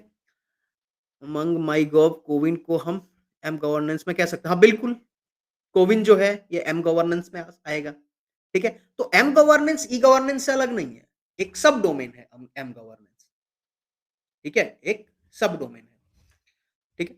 Now smart service delivery, smart सेवा वितरण। तो अब यहाँ पे मोबाइल फ़ोन एक कैसे काम कर रहा है कि एक स्मार्ट सेवा वितरण के लिए मोबाइल फ़ोन एक टूल की तरह काम कर रहा है, ठीक है? एक ब्रिज की तरह काम कर रहा है, द डिजिटल डिवाइड और क्रिएट जॉब अपॉर्च्युनिटी, ठीक है? जॉब अपॉर्च्युनिटी क्रिएट करने में एक आपके लिए आसान हो जाती हैं, ठीक है? सर्विस लेना आसान हो जाता है। ठीक है? सर्विस आपके लिए पास अवेलेबल है, आपके मोबाइल पे अवेलेबल है सर्विसेज़, बैंकिंग हो गया, हेल्थ सर्विसेज़ हो गया, एजुकेशन हो गया, इकोनॉमिक सब सर्विसेज़ हो गया, ठीक है? फाइनेंशियल सर्विसेज़, एग्रीकल्चर, ठीक है? तो एंटरटेनमेंट, इंफोटेनमेंट ये सारी चीज़ें जो हैं आपके मोबाइल में अवेलेबल हैं। That is the smart service delivery, ठीक है? गवर्नमेंट की इनिशिएटिव्स हैं, मोबाइल सेवा हो गया, ठीक है? और भी अदर्स इनिशिएटिव गवर्नमेंट लेती है जिसमें फाइनेंशियल सर्विसेज़ डिलीवर करने के लिए, ठीक है? या यूपीआई ही हो गया, तो ये भी एक स्मार्ट सर्विस डिलीवरी है, ठीक है? तो ये छोटे-छोटे पॉइंट्स हैं। एम गवर्नेंस भारत में जो है digital India program M governance का ही पार्ट है। ई क्रांति इनिशिएटिव, ठीक है? जो ई गवर्नेंस को और ट्रांसफॉर्म करने के लिए लाई गई। ठीक है? मोबाइल जो गवर्नेंस है, इसके लिए एक फ्रेमवर्क तैयार किया गया और डेवलप की गई by the ministry of electronics and information technology in 2012 2012 में इसको डेवलप किया गया, 2012 से इसको डेवलप किया जा रहा है। स्टिल इस पे वर्क क्योंकि कंटिन्यूइंग प्रोसेस मैंने क्या कहा ये सब एंड वाला प्रोसेस नहीं है, ये सब कंटिन्यूइंग प्रोसेस है। ठीक है? कि भाई मोबाइल फ़ोन सबके पास है, मैक्सिमम एक मास को कवर किया जाए। गवर्नमेंट की इन्फॉर्मेशन जो है एक मास तक पहुँच सके। रूरल एरिया तक पहुँच सके, ठीक है? क्योंकि मोबाइल गवर्नेंस हो और इसके लिए इंफ्रास्ट्रक्चर भी क्रिएट कर रही है, यूनिक इंफ्रास्ट्रक्चर क्रिएट कर रही है, ठीक है? एक कंप्लीट इकोसिस्टम तैयार की जा रही है फॉर द एम गवर्नेंस, ठीक है? क्योंकि आप बहुत मोबाइल एप्लीकेशन के थ्रू, ठीक है? या डिफरेंट जो फीचर्स हैं आपके फ़ोन में, आप इंटरैक्ट हो सकते हैं गवर्नेंस से, गवर्नमेंट एजेंसीज़ से, ठीक है? और सर्विसेज़ एक्सेस कर सकते हैं, ठीक है? तो ये चीज़ें रही ई-गवर्नेंस की। नाउ सिटिज़न्स पार्टिसिपेशन की बात करते हैं। गवर्निंग प्रोसेस में सिटिज़न का पार्टिसिपेशन जो है, ठीक है? डेमोक्रेटिक स्पिरिट को लाने के लिए अगर हम लोकतंत्र की बात करें तो लोकतंत्र में सबसे पहली बात यही होती है कि सिटिज़न्स कितना एक्टिवली पार्टिसिपेट करते हैं। गवर्निंग प्रोसेस में सिटिज़न्स कैसे पार्टिसिपेट कर पा रहे हैं, ठीक है? तो essential है to deepen the democratic spirit, hold the authority accountable and realize the development goals. तो सिटीजन्स के पार्टिसिपेशन अगर हो रहा है तो ये एसेंशियल है किसके लिए? डेमोक्रेटिक स्पिरिट्स के लिए, ठीक है? और अगर सिटीजन्स इन्वॉल्व है गवर्निंग प्रोसेस में तो सिटीजन्स भी अकाउंटेबल करते हैं। आज बीपीएससी के छात्र जो हैं, जो बीपीएससी स्टूडेंट अब आज एक्टिव हैं इतना, ठीक है? सड़कों पे हैं, तो ये क्या कर रहे हैं? ये अकाउंटेबल बनाएँगे बीपीएससी को कि तुम्हारी जब ज़िम्मेदारी है, तो बीपीएससी के जो भी अथॉरिटीज़ हैं, वो अकाउंटेबल हैं टुवर्ड्स द स्टूडेंट्स। तो उनको अकाउंटेबल होना होगा, उनको जवाब देना होगा, सिटीज़न सेंट्रिक वर्क करना होगा। आज अभी ये देख रहे हो ये क्या है? It is a part of governance. अभी आगे मैं पढ़ाऊँगा आपको प्रेशर ग्रुप। तो ये एक तरह का प्रेशर ग्रुप है जो प्रेशर क्रिएट करता है।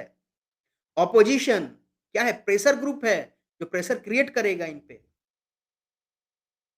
तो सिटीजंस का participation in the government process और पूरा complete top to bottom, top to down, ठीक है? एक इन्वॉल्वमेंट होना चाहिए। यानी एक डिसेंट्रलाइजेशन ऑफ पावर होना चाहिए। ठीक है? क्योंकि सिटीजंस जो है इनका एक लेजिटिमेट रोल है in the influencing the decision making process. आप कैसे आप खुद से डिसीजन ले लेंगे कि नॉर्मलाइजेशन लागू कर देंगे? सिटीजंस का भी पार्टिसिपेशन यानी स्टूडेंट्स का भी पार्टिसिपेशन होना चाहिए। ठीक है? तो ये इसको शो करता है कि जो सिटीजंस के पार्टिसिपेशन जो है गवर्निंग प्रोसेस में ये होना है। ठीक है? मोबाइल सेवा एंड एम गवर्नेंस में एम गवर्न देखो मोबाइल सेवा एक पार्ट है। एम गवर्नेंस एक पूरा एक मानो सब्जेक्ट है, उसके तहत एक पार्ट है और एम गवर्नेंस किसके तहत है? ई गवर्नेंस के तहत। ठीक है? सब एक दूसरे का सब डोमेन है। ठीक है? उसका एप्लीकेशन है। ठीक है? तो सिटीजंस का पार्टिसिपेशन बहुत इंपॉर्टेंट है in the healthy democracy to make by making the it more responsive and participative. ठीक है? एक बायलैटरल एंगेजमेंट की जरूरत है गवर्नमेंट एजेंसीज में, सिटीजंस में, ताकि एक इंटरेक्टिव हो सके, एक इंटरेक्शंस जो है हो सके। आज प्रॉब्लम क्यों हुई? क्योंकि सिटीजंस जो स्टूडेंट हैं उनका बीपीएससी के साथ इंटरेक्शन ही नहीं हो पाया। अगर इंटरेक्शन हुआ होता तो ये नौबत ही नहीं आई होती। ठीक है? तो डिफरेंट लेवल पे आपको डिफरेंट तरीके से पार्टिसिपेशन कराना होगा। चाहे आप कंसल्टेशन करें या इन्वॉल्व करें प्लानिंग में, बजटिंग में इन्वॉल्व करें, मॉनिटरिंग में इन्वॉल्व करें। केरल में बजट जब बनाई जाती है तो गवर्नमेंट जो सिटीजंस हैं उनको भी पार्टिसिपेट की जाती है, उनकी भी राय ली जाती है। ठीक है? तो यहाँ पे सिटीजन का पार्टिसिपेशन जो है सिटीजन सीकिंग इन्फॉर्मेशन यानी हमें क्या होना चाहिए? एक्सेस टू इन्फॉर्मेशन हो। ठीक है? ताकि पार्टिसिपेट हम कैसे कर पाएँगे? हमें जब हमारे पास पता होगा कि हमारे पास इन्फॉर्मेशन है, हमें सिस्टम के बारे में पता है, तब हम पार्टिसिपेट कर पाएँगे। ठीक है? तो उसके लिए RTI RTI it is the tool for the transparency. ठीक है? सिटीजंस क्या कर सकते हैं? सजेशंस दे सकते हैं। तो वहाँ पे अगर आप सिटीजंस की आवाज़ को सुनते हैं, ठीक है? ऑनगोइंग बेसिस पे, कंटिन्यूइंग बेसिस पे आप अगर सिटीजंस की आवाज़ को सुनते हैं, तो आप ये पब्लिक हियरिंग है, सर्वेज़ है, रेफरेंडम कराएँ, ठीक है? ताकि डिफरेंट डिफरेंट टाइम पे गवर्नमेंट को ये कराते रहना चाहिए कि हाँ, पॉलिसी मेकिंग में सिटीजंस को भी लगे कि हाँ, we are the part of the governance, ठीक है? क्योंकि अब सिटीजंस की डिमांड क्या है? सिटीजंस बेटर सर्विसेज़ डिमांड करते हैं कि भई हमें हमारी जो अकाउंटेबिलिटी हो ये इंश्योर हो। आपकी अकाउंटेबिलिटी हो गवर्नमेंट की ये इंश्योर हो, जो गवर्नमेंट सर्वेंट हैं, ये सिटीजंस के लिए अकाउंटेबल रहें, ठीक है? उनके जो ग्रीवांसेस हैं, वो एड्रेस हो पाएँ। तो ये सारे जो हैं, ये सिटीजंस के पार्टिसिपेशन है इन द गवर्निंग प्रोसेस, ठीक है? कि अकाउंटेबल कर पाएँ, सैटिस्फैक्टरी हो पाए, इक्विटेबल रहे, सिटीजंस के फीडबैक लिए जाएँ, सर्वेज़ हो, ठीक है? आगे हम लोग अभी सोशल ऑडिट पढ़ेंगे, मैं बताऊँगा आगे सोशल ऑडिट क्या होता है, ठीक है? डिसीजन मेकिंग में एक्टिव पार्टिसिपेशन हो सिटीजंस का इन द डिसीजन मेकिंग। आप खुद से डिसीजन ना ले लें, एट लीस्ट आप सुनें कि क्या चाहती है जनता, क्या कहती है पब्लिक, ठीक है? म्युनिसिपल बॉड बजटिंग में जब आप महानगर पालिका में या म्युनिसिपैलिटीज़ में आप जो बजटिंग बनाते हैं, तो वहाँ पे सिटीज़न्स का पार्टिसिपेशन होना चाहिए। ग्राम सभा, सोशल ऑडिट हो, ग्राम सभा में पार्टिसिपेशन होना चाहिए और बातों को सुनना चाहिए और उसको एक फ्रेमवर्क उसका तैयार होना चाहिए, ठीक है? ताकि सिटीज़न्स जो हैं, वो अच्छे से पार्टिसिपेशन हो सके सिटीज़न्स का इन द गवर्निंग प्रोसेस में। आ गया फिर सेकंड एआरसी, कहोगे सेकंड एआरसी हर जगह आ रहा है। सेकंड एआरसी का रिकमेंडेशन था सिटीजन के पार्टिसिपेशन गवर्निंग प्रोसेस में सिटीजन पार्टिसिपेशन को लेकर के। तो सेकंड एआरसी का कहना है कि सजेशन बॉक्स होने चाहिए। एक मैकेनिज्म ऐसा तैयार कीजिए कि सजेशन बॉक्स हो और वहाँ पे सजेशंस कर सकें। आप सजेशंस रिसिप्ट करें, ठीक है? शिकायत पेटी हो और उसपे एक्शन लिया जाए। अनिल कपूर कहता है ना नायक मूवी में अनिल कपूर ने एक ये सर्विसेज़ इम्प्लीमेंट की थी। एक शिकायत पेटी हर शहर, हर कस्बे, हर गाँव में, हर चौक-चौराहे पे हो। आपको कोई भी शिकायत है, आप एक पर्ची पे लिख के उसे रखें, पुट करें और डेली बेसिस पे और ये सीधे रिपोर्ट हो किसको? सीएम को। डेली बेसिस पे और जो भी ये हो, इसमें जो भी ग्रीवांसेस हैं, तुरंत सॉल्व की जाए, ठीक है? तो ये चीज़ें नहीं होती हैं, ऑब्वियस सी बात है, नहीं है। हाँ, अब ई-गवर्नेंस प्रोसेस में आप कहेंगे कि सर अब हम ई-गवर्नेंस में भी हम इस टाइम पे डिजिटल टाइम पे भी ये काम कर सकें। तो बात ये है कि डिजिटल है, हमें दोनों को अभी लेके चलना पड़ेगा कि हमारा देश अभी उतना भी डिजिटल नहीं हो गया है, ठीक है? कि वो इसको कर सके। जो डिजिटल कर सके, कर सकते हैं, लेकिन ये जो है सजेशन बॉक्स वाली आइडिया बहुत अच्छी थी, ठीक है? कंप्लेंट का रिज़ॉल्यूशन हो, ऐसा ना हो कि सिर्फ कंप्लेंट रजिस्टर हो रहे हैं, उस पे रिस्पॉन्स हो, उसपे उसको प्रिस्क्राइब्ड टाइम शेड्यूल पे, एक टाइम लिमिट पे उसको रिज़ॉल्व किया जाए। फीडबैक मैकेनिज़्म हो, फीडबैक हर एक सर्विसेज़ में फीडबैक होना चाहिए। क्या फीडबैक दी जा रही है और उस फीडबैक पे वर्क हो, उस पे रिस्पॉन्स हो, ठीक है? उसको गवर्नमेंट की ऑर्गनाइज़ेशन की एफिशिएंसी के लिए परफॉर्मेंस में उसको इम्प्लीमेंट किया जाए, लागू किया जाए। पार्टिसिपेशन को सिटीज़न्स के पार्टिसिपेशन को एनकरेज किया जाए कि सिटीज़न्स ज़्यादा से ज़्यादा सिटीज़न्स पार्टिसिपेट करें, ठीक है? ऑफिसर्स को इंटरेस्ट किया जाए कि भाई ये ऑफिसर्स जो हैं वो और ज़्यादा इंटरैक्टिव हो सकें गवर्निंग प्रोसेस में सिटीज़न्स के लिए, ठीक है? ठीक है? कोऑपरेटिव एफर्ट्स जो है हमें करना होगा कि सिविल सोसाइटीज़ का, एनजीओज़ का, इन सब का पार्टिसिपेशन हो, सिटीज़न्स का पार्टिसिपेशन हो, ग्रीवांसेस रिड्रेसल हो, ठीक है? सिटीज़न्स के पार्टिसिपेशन के लिए डिफरेंट डिफरेंट प्लेटफ़ॉर्म की बात करें तो ग्राम सभा है, यहाँ पे लोकल गवर्नमेंट में ग्रास रूट लेवल पे, ठीक है?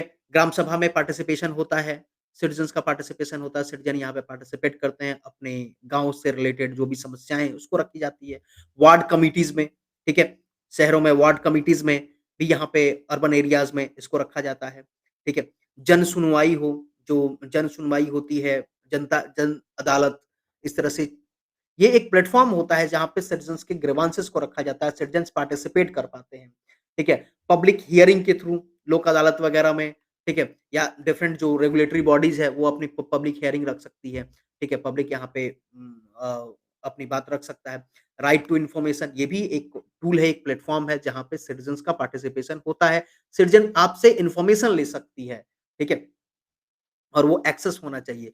सोशल मीडिया भी हमारे पास एक प्लेटफ़ॉर्म है, माई गॉव हम लोग पहले भी डिस्कस कर चुके हैं। यहाँ पे भी आप गवर्नमेंट के प्रोसेस से, गवर्नमेंट की जो स्कीम्स हैं, उसके रिलेटेड आप ग्रीवांसेस कर सकते हैं, अपनी राय रख सकते हैं। ठीक है? मैंने केस स्टडीज़ की अगर हम बात करें तो participatory budget in the Kerala. Kerala में जो सिटीज़न्स का पार्टिसिपेशन होता है in the budget making process में, ठीक है? सजेस्ट लिया जाता है, सजेशंस भी लिए जाते हैं, ठीक है? प्रोजेक्ट्स को सजेस्ट करते हैं on the basis of localities के बेसिस पे, ठीक है? जो लोकल सिटीज़न्स हैं, वो अपनी समस्याओं को रखते हैं, उनको प्रेज़ेंट की जाती है, उसको फ्रेमवर्क में लाया जाता है, ठीक है? तो यहाँ पे ये एक प्रोसेस जो है, ये एक प्रोसेस जो है इससे ये इंश्योर होता है कि सिटीज़न्स जो हैं, ये गवर्निंग प्रोसेस में इन्वॉल्व होते हैं। वो अलग-थलग महसूस नहीं करते, उनको लगता है कि हाँ, we are the part of governing process, ठीक है? अब इससे ये होती है कि एक ट्रांसपेरेंसी मेंटेन रहती है, अकाउंटेबिलिटी मेंटेन रहती है। That is the best practice, ठीक है? तो ये आपका ई-गवर्नेंस से रिलेटेड सारे टॉपिक्स रहे हैं, ठीक है? नेक्स्ट हम लोग स्टार्ट करते हैं।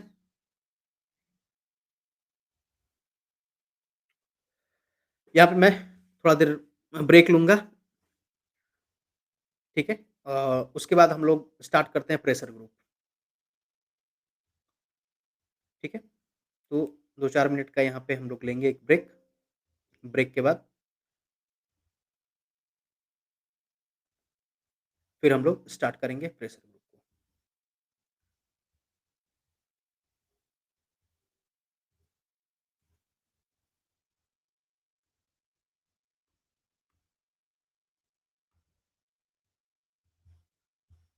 ठीक है?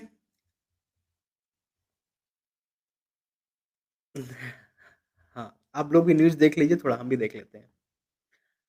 ठीक है, मिलते हैं ब्रेक के बाद।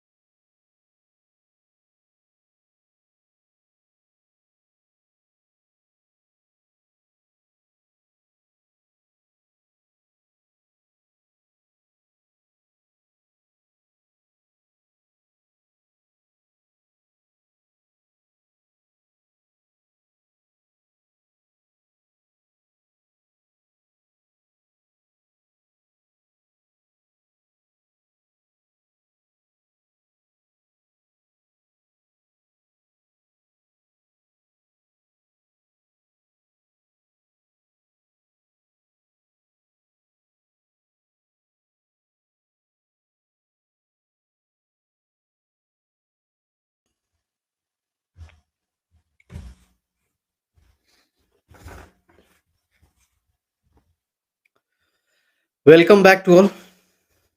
आ जाइए सभी।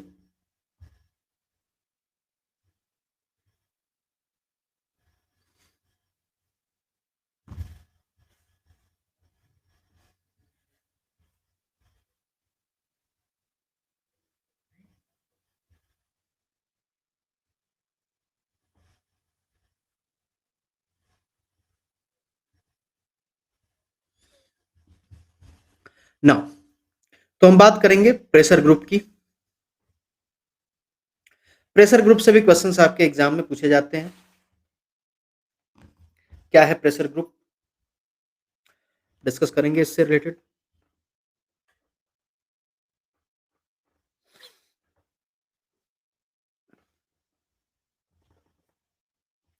देखिए, प्रेशर ग्रुप क्या कह रहा है। ई गवर्नेंस वाले में कुछ स्टे, स्टेट्स भी है क्या? स्टेट्स समझा नहीं, स्टेट्स है।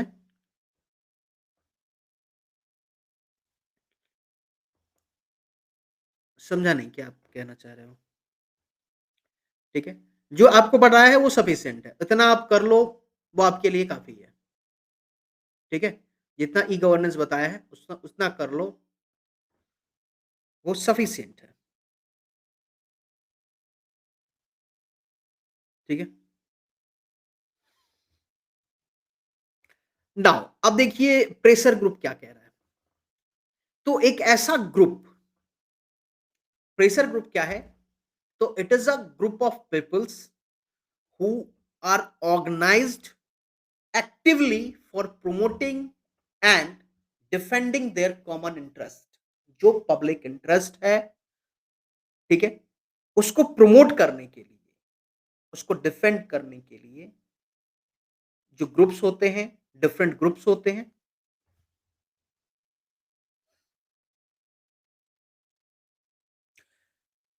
मीन्स ऐसे कुछ पॉलिसी जिसमें ई गवर्नेंस के लिए अप्लाई की गई। कितने पॉलिसीज आपको पता है? माई गॉव क्या है, ये भी तो ई गवर्नेंस का ही है। ठीक है, सारे ई गवर्नेंस के ही है।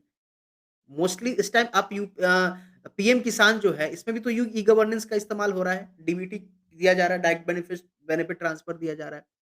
ठीक है, तो ये सारे जो हैं, आपको ई श्रम पोर्टल, यहाँ भी ई गवर्नेंस ही है। जितना मैंने लिखा है सारा ई गवर्नेंस का ही है। ठीक है?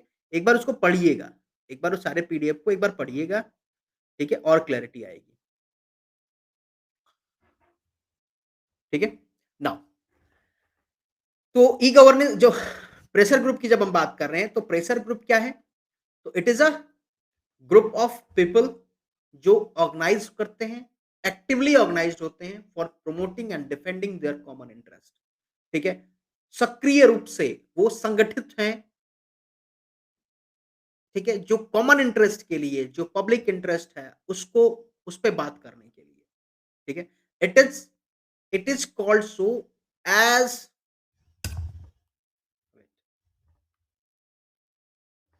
as it attempts to bring a change in public policy by exerting pressure on the government।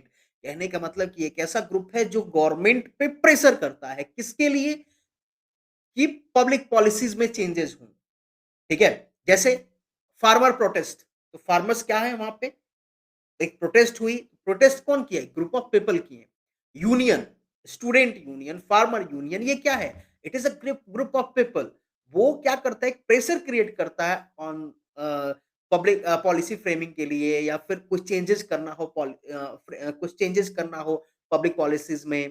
ठीक है, कॉमन इंटरेस्ट को रखता है, पब्लिक इंटरेस्ट को गवर्नमेंट के सामने रखता है, उसको प्रमोट करता है कि जो भी पॉलिसीज हो वो पब्लिक इंटरेस्ट में होना चाहिए। ठीक है, ठीक है। और ये एक तरह से हम यूं कहें तो ये क्या करते हैं, एक एक संपर्क की तरह, एक ब्रिज की तरह, एक लिंचपिन की तरह काम करते हैं गवर्नमेंट और जो मेंबर्स हैं, जो सिटीजंस हैं, ठीक है, इनके लिए।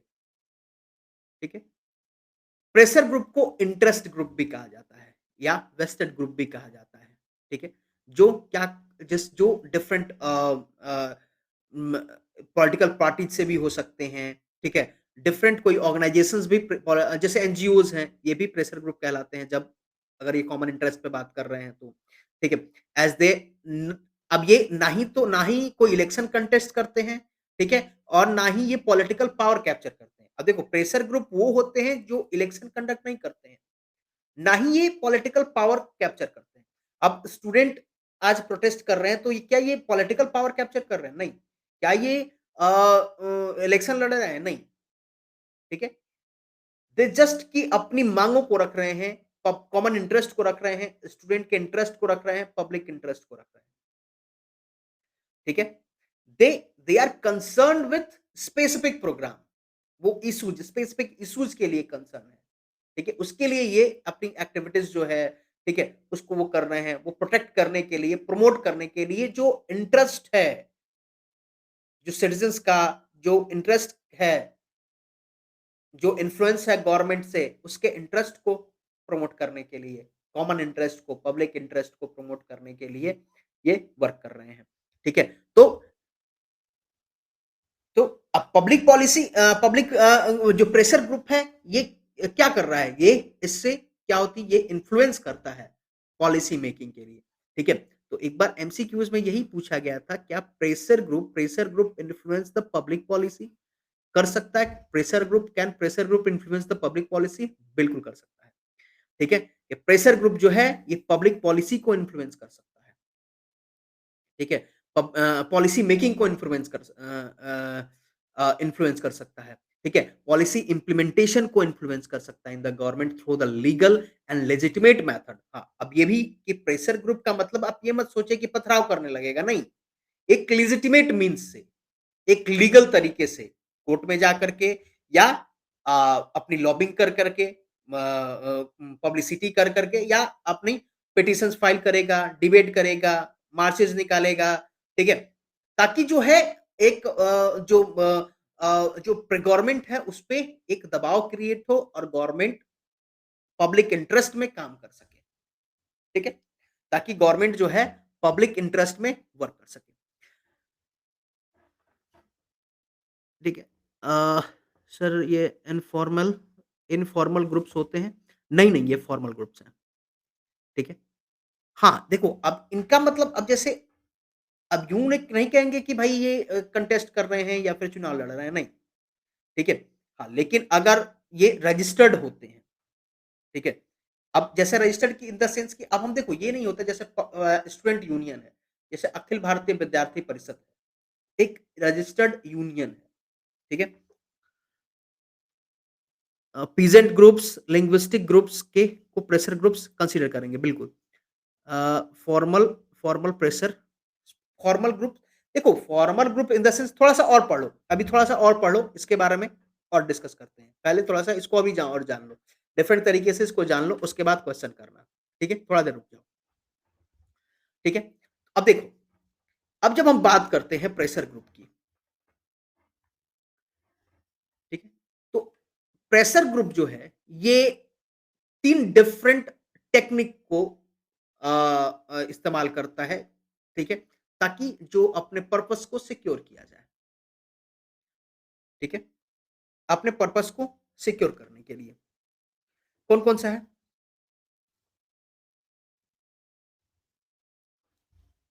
ठीक है? तो क्या है? इलेक्शनरीज़ इलेक्शनरिंग, ठीक है? तो इलेक्शनरिंग जो है, इलेक्शनरिंग का मतलब क्या? चुनाव प्रचार। यानी पब्लिक ऑफिसेस जो हैं, जो placing in the public office person who are favourably disposed towards the interest the concern pressure group seek to the promote. कहने का मतलब कि ये क्या होते हैं कि जैसे अगर हम यूँ कहें कि फार्मर यूनियन है,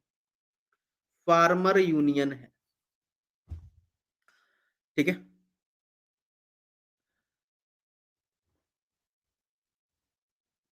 ठीक है?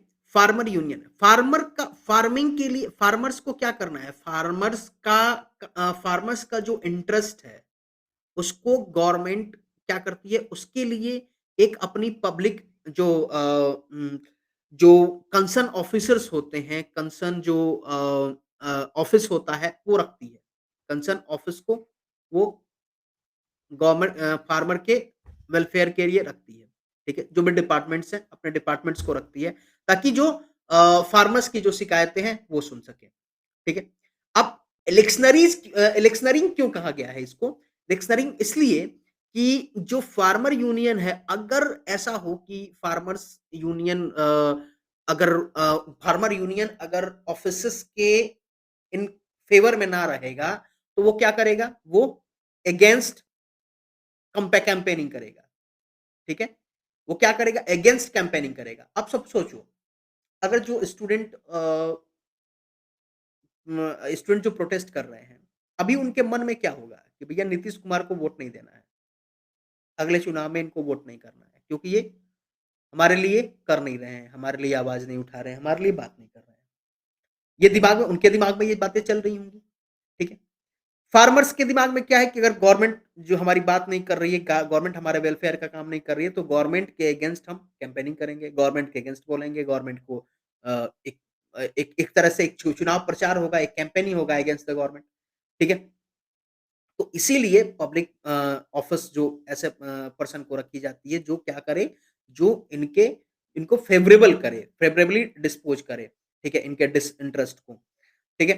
तो इससे ये क्या होगा कि ये इनका जो है जो इनके इंटरेस्ट हैं, ये भी फुलफिल रहेंगे, ठीक है? जो प्रेशर ग्रुप के इंटरेस्ट हैं, वो फुलफिल रहेंगे, ठीक है? लॉबिंग की जाती है, ठीक है?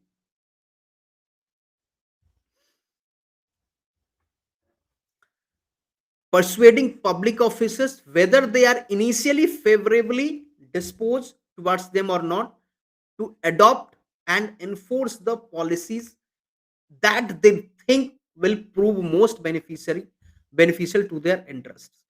कहने का मतलब जो सार्वजनिक अधिकारी हैं, जो ऑफिसर्स हैं, ठीक है, अधिकारी हैं, ठीक है, वो अगर उनके लिए प्रतिकूल हो या अनुकूल हो या नहीं, यानी उनके लिए फेवरेबल करें या नहीं करें, लेकिन उन जो पॉलिसीज हैं उसको अपनाने के लिए, उसको लागू करने के लिए उनको लॉबिंग करते हैं, ताकि उनके अनुसार उनका जो इंटरेस्ट हो, प्रेशर ग्रुप का जो इंटरेस्ट इंटरेस्ट हो, वो कंप्लीट हो पाए, ठीक है? तो लॉबिंग का मतलब ये होता है कि हम अपनी लॉबी क्रिएट कर रहे हैं, ठीक है? अब सपोज कि हमारे कुछ पर्सन किसी और इंस्टीट्यूट्स में भी हो सकते हैं, ठीक है? तो एक हमारी क्या है, एक टीचर्स की लॉबी होती है, एक टीचर्स की लॉबी हो गई। तो एक टीचर दूसरे टीचर को सपोर्ट करेगा, ठीक है?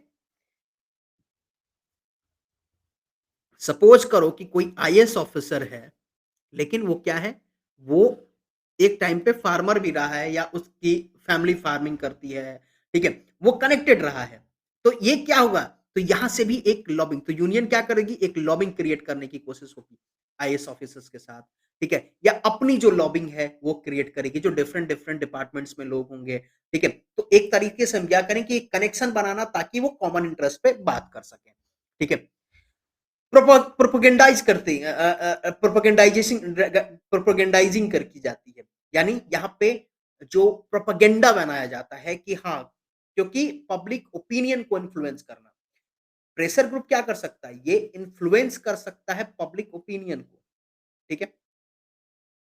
एक एक इनडायरेक्ट इन्फ्लुएंस गवर्नमेंट पे, गवर्नमेंट, क्योंकि गवर्नमेंट का क्या है, गवर्नमेंट गवर्नमेंट अगर पब्लिक पॉलिसी में काम नहीं कर रही है, तो उसकी एक प्रोपेगेंडा बनाई जाती है। जैसे अभी क्या कर रही है जो विपक्षी पार्टीज़ है, वो भी ये मुद्दा जो है, बीपीएससी का जो मुद्दा है, उसको एक प्रोपेगेंडा बनाई कि हाँ, देखिए ये जो गवर्नमेंट है बीपीएससी के लिए, जो गवर्नमेंट है वो काम नहीं कर रही है, ठीक है? गवर्नमेंट एक्टिवली पार्टिसिपेट नहीं कर रही है, गवर्नमेंट एक्टिव वर्क नहीं कर रही है टुवर्ड्स द स्टूडेंट्स, ठीक है? इसी तरह किसानों के लिए भी विपक्षी पार्टी जो है ये प्रोपेगेंडा क्रिएट कर सकता है, या फिर जो यूनियंस हैं ये प्रोपेगेंडा बना सकते हैं कि गवर्नमेंट जो है वो पब्लिक जो गवर्नमेंट की जो पॉलिसीज़ है वो पब्लिक के लिए नहीं सही है, ठीक है? तो इससे क्या होगा? इससे पब्लिक ओपिनियन जो है वो इन्फ्लुएंस होगा, ठीक है?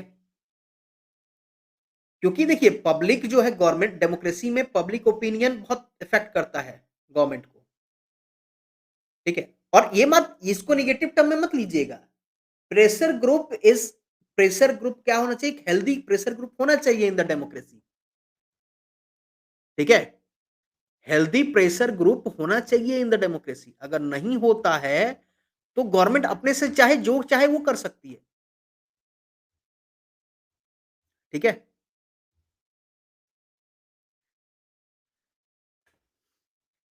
देखो, ये चीज़ें हैं, ऑब्वियस सी बात है कि आपको लगता होगा कि हाँ, चीज़ें नेगेटिव जा रही हैं। जो पब्लिक प्रोसेस की हम बात प्रेशर ग्रुप की बात कर रहे हैं, नेगेटिव हो रही है, लेकिन नहीं, आप उसको दोनों तरफ से सिक्के के दोनों पहलुओं को देखिए, ठीक है? क्योंकि गवर्नमेंट पे गवर्नमेंट वर्क कब करेगी? जब उस पे प्रेशर क्रिएट होगा। गवर्नमेंट अगर अगर कुछ ऐसा हो रहा है गवर्नमेंट को जो पब्लिक इंटरेस्ट के अगेंस्ट जा रहा है, तो उसके लिए बात कौन करेगा? यही करिए, ठीक है? कुछ कैरेक्टरिस्टिक्स की बात करते हैं, कुछ जो विशेषताएँ हैं प्रेशर ग्रुप्स की। तो बेस्ड ऑन सर्टेन इंटरेस्ट, ठीक है? यानी हर एक जो ग्रुप है, each pressure group organises itself keeping in view certain interest, ठीक है? सबके पास कुछ इंटरेस्ट है, सभी कुछ एक मुद्दे पे बात कर रहे हैं, ठीक है? And thus tries to adopt the structure of power in the political system, ठीक है? तो सब अपनी सत्ता की जो राजनीति में अपनी राजनीति को बनाने में अपना पार्टिसिपेशन खोजते हैं, कि हाँ, कि उस प्रोसेस में हमारी भी पार्टिसिपेशन हो, ठीक है? स्टूडेंट क्या कहते हैं कि भाई आप जो डिसीजन ले रहे हो, आप स्टूडेंट से बात भी तो करो, कि क्या चाहते हैं? आप फार्मर के लिए कोई बिल ला रहे हो, तो आप फार्मर से बात भी तो करो। आप इंडस्ट्रीज़ के लिए कोई बिल ला रहे हैं, तो आप इंडस्ट्री से बात भी तो करो। इंडस्ट्रीज़ से बात करो, एक्सपर्ट्स की राय लो, क्या वो सही होगी, नहीं होगी, ठीक है? अगर हम कोई बिल ला करके सीधे आपको दे दें, आप पे तो आप पे थोपना हो गया, कि हम आप पे एम्फसाइज़ कर रहे हैं, उसको एम्फसाइज़ कर दिए, हम आप पे दबाव दे दिए, ठीक है? Use of modern as well as traditional means, ठीक है? अब यहाँ पे ये क्या होता है, ये डिफरेंट डिफरेंट टेक्निक्स भी इस्तेमाल करते हैं, जैसे फाइनेंसिंग द पॉलिटिकल पार्टीज को फाइनेंस करना। जैसे क्या होती है कि जो इंडस्ट्रीज है, इंडस्ट्रियल ग्रुप्स हैं, ठीक है, वो क्या करती हैं, पॉलिटिकल पार्टीज को फाइनेंस भी कर देती हैं, ठीक है? Sponsoring their close candidates at the time of elections, close जो कैंडिडेट्स जो क्लोज होते हैं उनको इलेक्शन के टाइम पे कैंडिडेट्स को स्पॉन्सर कर देना। या फिर जैसे देखिए जो जैसा लीडर जो है, ठीक है? जो किसानों की बात हमेशा करता है, यूनियंस की बात हमेशा कर किसानों के हेल्थ किसानों के फ़ेवर में रहता है, ठीक है? चाहे वो किसी भी पार्टी का हो, उसको तो जो किसान की लॉबी होगी, जो किसानों की फार्मर की जो ऑर्गनाइज़ेशंस होंगे, फार्मर के जो यूनियंस होंगे, वो उसको सपोर्ट करेंगे, क्योंकि उसका एक क्लोज़ कैंडिडेट है।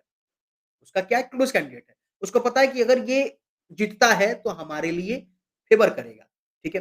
तो अपने क्लोज़ कैंडिडेट को स्पॉन्सर करना, उसके लिए कैम्पेनिंग करना, ठीक है? ठीक है? उसके साथ-साथ जो ब्यूरोक्रेसी है उसको भी सैटिस्फाइड रखना, ब्यूरोक्रेसी को भी सैटिस्फाइड रखना, ठीक है? And their traditional means including exploitation of caste, creed, ठीक है? And religious feeling to promote their interest. ये भी चीज़ें होती हैं कि ट्रेडिशनल अगर हम चीज़ों को देखें तो जैसे अ, इस भावनाओं को पैदा करना कि आपके साथ भेदभाव की जा रही है, ठीक है? रिलीजियस फीलिंग प्रमोट करना, ठीक है? तो ये भी चीज़ें जो हैं, ये भी एक तरीके से किसके लिए काम कर रहा है, तो ये भी इस अब यहाँ पे आप कहेंगे कि हाँ, बिल्कुल ये सर ये नेगेटिव वाली बात है, डेफ़िनेटली है। ये मैं नहीं कह रहा हूँ कि नहीं है, ठीक है? हाँ, लेकिन ये चीज़ें ट्रेडिशनली हुई हैं। हाँ, धीरे-धीरे चीज़ें चेंज हो रही हैं कि यहाँ भी एक मॉडर्न लेवल पे वर्क की जा रही है, ठीक है? Now resulting out of increasing pressure and demand on resources, ठीक है? कहने का मतलब कि यहाँ पे क्या हो रहा है कि अ, जो प्रेशर इंक्रीज़ करना हमें मकसद क्या है कि हमें डिमांड रिसोर्सेज़ के लिए हमें क्या करना है डिमांड करना है, हमें प्रेशर इंक्रीज़ करना है, ठीक है? Scarcity of resources claims, uncertain claim counter claims, ठीक है, on the resources from the different and competing the sections of the societies lead to rise the pressure group, ठीक है, क्योंकि हमें क्या दिखाना है कि भाई हमारे पास स्कार्सिटी ऑफ रिसोर्सेज है, ठीक है, उसको क्लेम करना, ठीक है, डिफरेंट सेक्शंस पे, और उसको अपनी प्रेशर ग्रुप्स को और राइज करना, ठीक है, तो ये तरीके हैं, ये टेक्निक्स हैं, ये कैरेक्टरिस्टिक्स है प्रेशर ग्रुप्स की। Inadequacy of the political parties, ठीक है। अब प्रेशर ग्रुप जो है ये are the primary a consequence of the inadequacy of the political parties, यानी जो ये मुख्य रूप से पॉलिटिकल पार्टी जो है इनकी कमी की वजह से, ठीक है, यानी ऑप्शंस की वजह से, आप कहते हैं ना कि हमारे पास ऑप्शंस नहीं है किसको हम वोट करें, तो पॉलिटिकल पार्टीज की कमी की वजह से और जो प्रेशर ग्रुप जो है, और ये यहाँ पे जो पॉलिटिकल पार्टीज की कमी जो है ये भी इनको इनकरेज करता है, ठीक है, क्योंकि अगर पॉलिटिकल पार्टीज रहेगी तो ऑप्शंस रहेंगे, कंपटीशन रहेगा, ठीक है। सेंट्रल लेवल की जब हम बात करते हैं तो हमारे पास 2 ही पॉलिटिकल पार्टी है, एक कांग्रेस और बीजेपी। सेंट्रल लेवल पे जो मेन फाइट करती है, तो नेशनलाइज़ पार्टी और भी हैं, लेकिन सेंट्रल लेवल की बात करते हैं, ठीक है? तो नाउ रिप्रेजेंटिंग चेंजिंग कॉन्शियसनेस, ठीक है? यानी जो अब जैसे कि बात करें कि अगर इंस्टेंट इंक्रीज हो जाए इन द फूड प्रोडक्शन और इंडस्ट्रियल गुड्स, ठीक है, अब ये क्या कह रहा है कि instant for instant increase in the food production और industrial goods does bring a change in the way of individual और groups look at the world, ठीक है, यानी अगर फूड प्रोडक्शन में इंक्रीमेंट हो जाए या फिर अगर बढ़ जाती है, ठीक है? या एक एक इंडस्ट्रियल गुड्स में इंक्रीमेंट होती है, हमारी इकोनॉमिकल एनहांसमेंट होती है, तो ये क्या होती है? तो इससे हम ये बात करते हैं कि हाँ, हमारी जो है तरक्की हो रही है, हमारा जो डेवलपमेंट हो रहा है। The stagnation in the production leads to fatalism, ठीक है? जो ठहराव है, ये उत्पादन में जो हम ठहराव है, ये जो है हमें एक नेगेटिव ग्रोथ देता है, हमें फैटलिज्म की तरफ ले जाता है, ठीक है? But an increase in the production leads to demand, production increase होता है, डिमांड इंक्रीज होते हैं, ठीक है? Protest and formation of a new pressure group, ठीक है, तो जब अब प्रेशर ग्रुप भी कैसे जनरेट होता है कि जब किसी चीज में ग्रोथ हो, ठीक है, कि किसी चीज में ग्रोथ हो, एक इंडस्ट्रियल ग्रुप कैसे बनता है जब हमें प्रोडक्शन ज्यादा करना है, हमें फॉर्मेशन ज्यादा करना है, ठीक है, किसी में ग्रोथ तभी हो जब ग्रोथ होगी तभी उसको अपोज करने की एक वजह भी मिलेगी कि हाँ, हमें किसी चीज़ पे अपोज भी करना है, एक एक ग्रुपिंग भी तभी हो पाएगी, ठीक है? एक ग्रुपिंग करने के लिए भी कंप्लीट रिसोर्सेस हमें चाहिए, ठीक है? कुछ इंस्टीट्यूशनल इंटरेस्ट ग्रुप की बात करते हैं, तो these groups are formally organized, ठीक है? मैंने क्या कहा? Formally formally organized which consist of professionally employed person, ठीक है? अब देखिए सिर्फ ऐसा नहीं है कि हम सिर्फ स्टूडेंट यूनियन की बात कर रहे हैं और हम फार्मर यूनियन की बात कर रहे हैं। तो क्यों फार्मर यूनियन स्टूडेंट यूनियन आप तुरंत समझ पाइएगा। आईएएस लॉबिंग भी होती है, आईएएस एसोसिएशन होते हैं। ये भी क्या है? आईएएस एसोसिएशन क्या है? ये भी एक प्रेशर ग्रुप है। आईपीएस एसोसिएशन क्या है? स्टेट सर्विसेज के भी एसोसिएशंस होते हैं, ठीक है? जनरल सर्विस एसोसिएशंस होते हैं। तो आपके बार काउंसिल ऑफ इंडिया, ठीक है? जो लॉयर्स यूनियन है, एडवोकेट यूनियंस है, ठीक है? तो ये क्या करती है? ये भी गवर्नमेंट पे प्रेशर क्रिएट करती है। They are the part of अब इनकी हम बात करते हैं, ये इंस्टीट्यूशनल इंटरेस्ट ग्रुप की बात करते हैं, तो they are the part of government machinery. ये गवर्नमेंट मशीनरी के पार्ट हैं and try to exert their influence. ये भी अपना एक इन्फ्लुएंस रखते हैं, ठीक है? वेट कौन सा last line? The stagnation in the products, देखो इसका मतलब ये हम समझते हैं कि ये जब हम उत्पादन में ठहराव हो जाती है, तो हम ये कहते हैं कि हम मतलब उसको अपने किस्मत, अपने भाग्य उस पे हम जोड़ करके देखते हैं, ठीक है? लेकिन जब हम प्रोडक्शन होती है, जब लीड्स करता है, जब उसकी जब डिमांड होती है, तब हम प्रोटेस्ट की बात करते हैं, हम न्यू प्रेशर ग्रुप की क्रिएट करने की बात करते हैं। यानी कहने का मतलब कि जब माँग होगी उत्पादन में वृद्धि की, जब चीज़ें प्रोडक्ट होगी, यानी जब प्रोडक्शन होगी, ठीक है? विरोध भी तभी होगा, ठीक है? क्योंकि चेंजेज़ तभी आएँगी, किसी चीज़ में चेंजेज़ तभी आएगी जब ग्रोथ होता है। जब ग्रोथ के चांसेस होंगे, ग्रोथ की बात हम करेंगे, ठीक है? इंस्टीट्यूशनल इंटरेस्ट ग्रुप जो है, अब इसमें आप आईएएस एसोसिएशन होंगे, आईपीएस एसोसिएशन होंगे, ठीक है? आप भी कह सकते हैं एडवोकेट एसोसिएशन, ठीक है? अब यहाँ पे ये डिफरेंट में होते हैं, जैसे पॉलिटिकल पार्टीज़ भी इसमें हो इंक्लूड हो सकती है, ठीक है? लेजिस्लेचर्स भी हो सकते हैं, आर्मीज़ भी हैं, ठीक है? ब्यूरोक्रेसीज़ भी के भी हो सकते हैं, ठीक है? Whenever such an association raise protest, it it does so by constitutional means and in accordance with the rules and regulation. ठीक है? अब इनका जो प्रोटेस्ट होता है तो एक कॉन्स्टिट्यूशनल मीन्स से है, ठीक है? क्योंकि ये रूल्स एंड रेगुलेशंस को फॉलो करते हुए चलते हैं। कभी आप ये थोड़ी सुनते हैं कि आईएएस कार्ड लेके बैठ गए हैं, प्रोटेस्ट कर रहे हैं, नहीं। इनकी अपनी लेजिटिमेट मीन्स तरीके से ही अपनी बात को रखते हैं, ठीक है? और ये एक ऐसा ग्रुप है आईएएस, आईपीएस एसोसिएशन माने है, ऑलरेडी है, ऐसा नहीं है कि आईएएस एसोसिएशन नहीं है।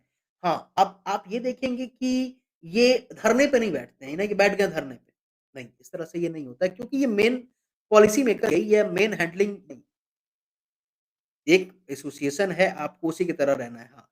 आईएएस एसोसिएशन, आईपीएस एसोसिएशन ये सारी रहते हैं। नहीं, अब ये देखिए, बात ये है ना कि ये ऐसा नहीं कि ये धरने पे बैठ जाएँगे या फिर अब पुलिस ही धरने पे पूरी बैठ जाए, तो फिर गवर्निंग कैसे हो लॉ एंड ऑर्डर कैसे मेंटेन रहेगा? तो ऐसा ये नहीं होता है, ठीक है?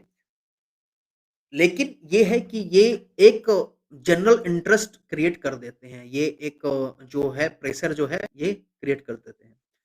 लेकिन हमारी गवर्निंग प्रोसेस ऐसी है कि हम इसे देख नहीं पाते हैं। इन लोगों की चीज़ें दिखती नहीं। एडवोकेट के एसोसिएशन दिख जाता है, ये दिख जाता है। ठीक है? लेकिन आईएएस एसोसिएशन हो गया, आईपीएस एसोसिएशन हो गया, ये इंटरनली प्रेशर क्रिएट कर देते हैं।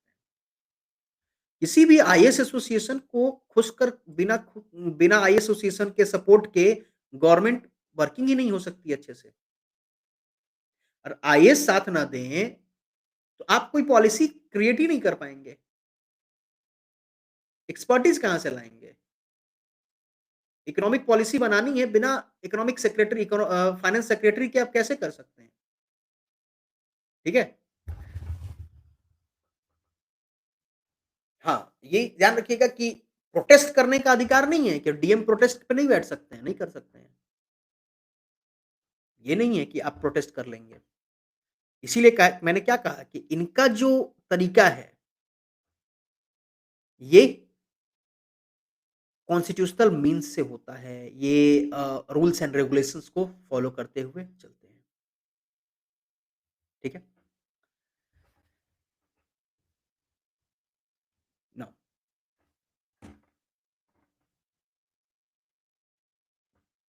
नेक्स्ट हम बात करते हैं एसोसिएशनल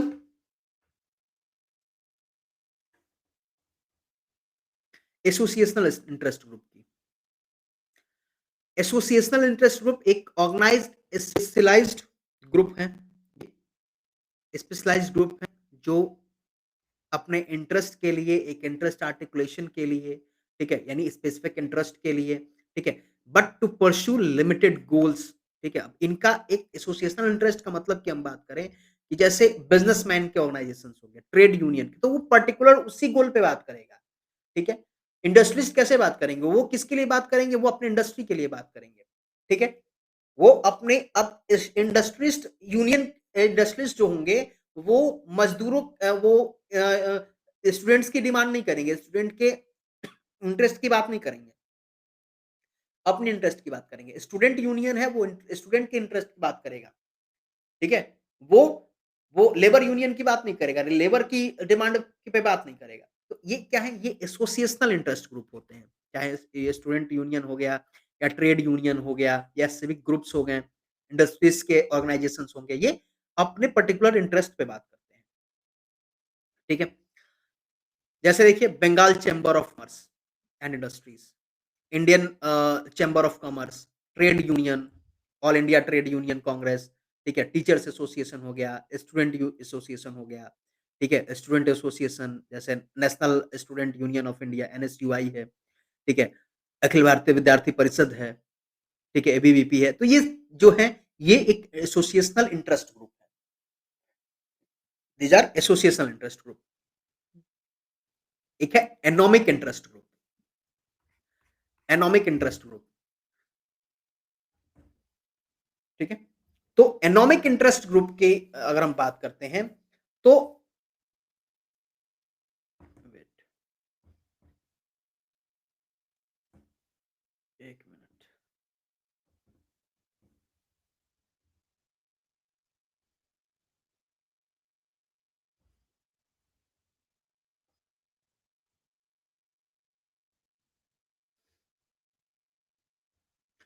ठीक है? जैसे देखिए, बात करते हैं एनोमिक इंटरेस्ट ग्रुप की। तो एनोमिक जो एनोमिक प्रेशर प्रेशर ग्रुप है, इसका मतलब क्या है? ये एक स्पॉन्टेनियस ब्रेक थ्रू की बात करता है इनटू द पॉलिटिकल सिस्टम, चाहे सोसाइटी से हो, जैसे राइट्स हो गए, ठीक है? राइट्स हो गए, डेमोन्स्ट्रेशंस हो गए, असैसिनेशंस हो गए, ठीक? तो यानी असामाजिक दबाव समूह, असामाजिक दबाव समूह, ठीक है? तो असामाजिक दबाव समूह जो है, ये एक ऐसा एक दबाव समूह हो जाएगा, जो तुरंत पैदा हो जाएगा, अपने आप से। जैसे घुसपैठ हो गया या फिर राइट्स हो गए, यानी स्वतः ही किसी चीज़ में इंक्लूड हो जाएँगे। जैसे लोग कहते हैं ना कि कोई आंदोलन हो रहा है, उसमें कहते हैं कि लेजिटिमेट मीन्स से हो रहा है, पीसफुली तरीके से हो रहा है, ठीक है? आज भी ये कही जा रही थी कि जो हमारा आंदोलन स्टूडेंट जो आंदोलन कर रहे हैं, कि इसमें कोई असामाजिक तत्व ना आ जाए, ठीक है? तो ये असामाजिक तत्व, इनका जो ग्रुप है, वो भी क्या करते हैं, ये राइट्स क्रिएट कर सकते हैं, ठीक है? हत्याएँ हो जाती हैं, तो ये एक तरीके का ये भी एक समूह है, ठीक है? ये इसको हम कहते हैं एनोमिक इंटरेस्ट ग्रुप, असामाजिक दबाव समूह। जो मतलब वो जो अब इनको हम कंप्लीट ये बात करेंगे कि हाँ, ये हमारे लिए क्या है, ये कंप्लीट नेगेटिव है। ये हमारे लिए बिल्कुल हमारे ये कॉमन इंटरेस्ट पे बात नहीं करेंगे, ठीक है? क्योंकि जो आंदोलन होना चाहिए, जो प्रोटेस्ट होना चाहिए बाय द लेजिटिमेट मीन्स होना चाहिए। संविधान जिसकी इजाज़त देता है उतना ही। संविधान हमें इजाज़त नहीं देता है कि हम दंगा करें, हम हत्याएँ करें, ठीक है? तो ये क्या है, एनोमिक इंटरेस्ट ग्रुप, ये अपने आप ये तुरंत पैदा हो जाता है, ठीक है? नाउ कुछ है नॉन एसोसिएशनल इंटरेस्ट ग्रुप, गैर सहयोगी हित समूह, ठीक है? जो एसोसिएशनल नहीं है, ठीक है? These are kinship and lineage group, ठीक है? जो अ, जैसे इथनिक ग्रुप हो गए, रीजनल ग्रुप्स हो गए, ठीक है? जो एक दूसरे से जुड़े हुए हैं, कास्ट से रिलेटेड जो ग्रुप हो गया, क्लास ग्रुपिंग, ठीक है? फैमिली की ग्रुपिंग, इंडिविजुअल बेसिस पे, रिलीजियस बेसिस पे ग्रुपिंग हो गई, ठीक है? तो ये क्या है? ये क्या है? ये जैसे कास्ट की ग्रुप हो गई, लैंग्वेज की ग्रुप हो गई, हम फलाना कास्ट से हैं, हम एक ग्रुप बना लिए। जैसे होता है ना अ, भूमिहार ब्राह्मण एकता मंच, ठीक है? कास्ट के बेसिस पे, दलित एकता मंच, तो ये क्या है? कास्ट के बेसिस पे है। ये समाज, वो समाज, तो ये क्या है? ये सारे नॉन एसोसिएशनल इंटरेस्ट ग्रुप हैं। कोई लैंग्वेज के आधार पे हो, धर्म के आधार पे बन जाए, तो ये क्या हो गया? ये नॉन एसोसिएशनल इंटरेस्ट ग्रुप हो गया। बिज़नेस ग्रुप जो अभी हमने डिस्कस किया है, जैसे फिक्की हो गया, फेडरेशन ऑफ सीआईआई हो गया, कॉन्फेडरेशन ऑफ इंडियन इंडस्ट्रीज़, ठीक है? Federation of Indian chamber of commerce and industry, ठीक है, association of chamber of commerce and industries ASSOCHAM हो गया, federation of all India food grains dealer association, ठीक है? तो ये इस तरह के हो गए हैं, ये क्या है? ये बिज़नेस ग्रुप्स हैं, ये बिज़नेस ग्रुप्स हैं। इसी तरह ट्रेड यूनियन ग्रुप्स हैं, all India trade union Congress, Hind मजदूर सभा, ठीक है? Indian national trade union congress, ठीक है? इसके साथ-साथ प्रोफेशनल ग्रुप्स भी होते हैं, जैसे बार काउंसिल ऑफ इंडिया हो गई, इंडियन मेडिकल एसोसिएशन है, all India federation of universities and college teachers, ठीक है? ये प्रोफेशनल ग्रुप्स हो गए। एग्रेरियन ग्रुप्स हो गए, किसानों की किसान सभा, भारतीय किसान यूनियन, तो ये सारे क्या हैं? ये सारे प्रेशर ग्रुप हैं, ये सारे these are the example of pressure group, ठीक है? ऐसे ही स्टूडेंट यूनियन है, अखिल भारतीय विद्यार्थी परिषद एनएसयूआई, रिलीजियस ग्रुप है, विश्व हिंदू परिषद, जमात-ए-इस्लामी, ठीक है? राष्ट्रीय स्वयंसेवक संघ, कास्ट ग्रुप, हरिजन सेवक संघ, नादा कास्ट एसोसिएशन, इस तरह से ये क्या है? ये भी एक क्या है? प्रेशर ग्रुप है। लिंग्विस्टिक ग्रुप है, तमिल संघ, आंध्र महासभा, ठीक है? ट्राइबल ग्रुप्स हैं, national social council of Nagaland, tribal national volunteers, ठीक है? In Tripura, united Mizo federation organisation, tribal league of Assam, ये क्या है? ट्राइबल ग्रुप है। तो ये भी क्या है? एक प्रेशर ग्रुप है। आइडियोलॉजी बेस्ड ग्रुप है, जो डिफरेंट डिफरेंट आइडियोलॉजी पे बेस्ड, जैसे जो क्या है? एनवायरमेंटल बेस्ड है, Narmada Bachao Andolan, Chipko movement, environmental based group, human rights के ग्रुप हैं, ह्यूमन राइट्स या वुमेन राइट्स के भी ग्रुप, ठीक है? वुमेन राइट्स के group, human rights grouping organisation भी यहाँ पे आ जाएगा। इंडिया अगेंस्ट करप्शन, ये क्या है? ये आइडियोलॉजी पे बेस्ड है, ठीक है? इकोनॉमिक ग्रुप्स हैं, नेक्स्ट स्लाइड ग्रुप, अब हाँ, वही जो हम लोग बात कर रहे थे असामाजिक तत्व वाली, उसमें ये भी आ जाएँगे। Next slide group, Jammu and Kashmir liberation front, United liberation front of Assam, ठीक है? दल खालसा, तो ये इस तरह से क्या है? ये असामाजिक ग्रुप्स हैं। दीज आर इकोनॉमिक ग्रुप्स, ठीक है?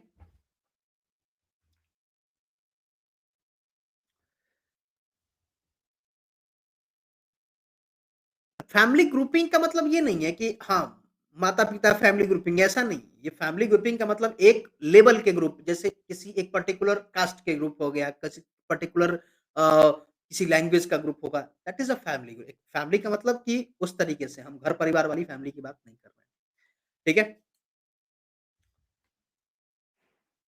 तो ये हमारा रहा।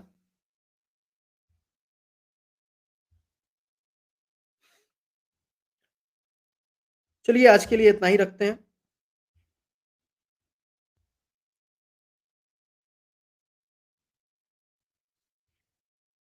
अभी तक पता नहीं चल पाया है, क्या हो रहा है।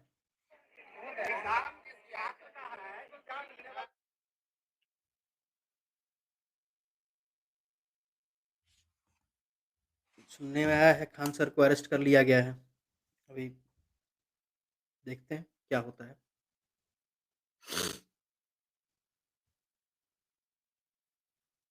ठीक है? चलिए कोई क्वेरी है आप लोगों को कुछ पूछना है?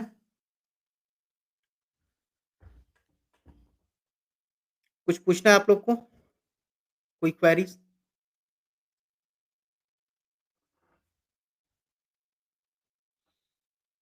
हो तो बताइए। हाँ, हाँ, अभी चल रहा है, अभी आंदोलन ही चल रहा है।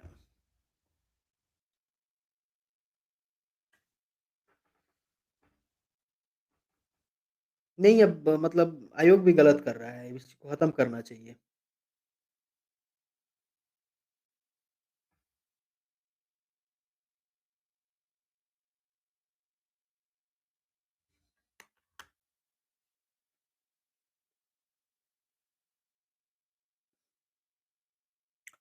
ठीक है?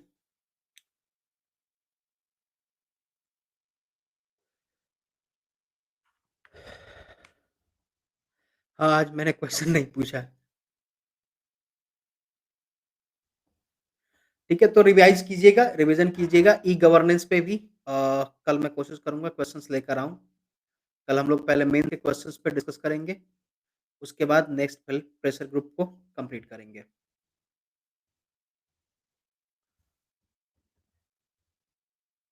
क्योंकि ये ज़रूरी है पहले क्वेश्चंस को भी कर लेना क्योंकि कई सारे टॉपिक्स हमने कर लिए हैं, तो उस पे क्वेश्चंस भी करना ज़रूरी है।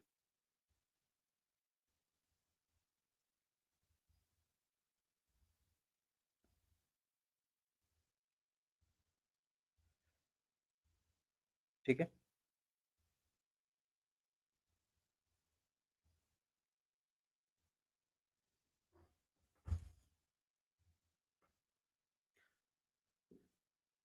हुँ। चलिए फिर आज यहीं पे रोकते हैं, मिलते हैं कल की क्लास में। Thank you so much. Revision करिएगा, कल पॉलिटी की क्वेश्चंस भी आपसे पूछेंगे।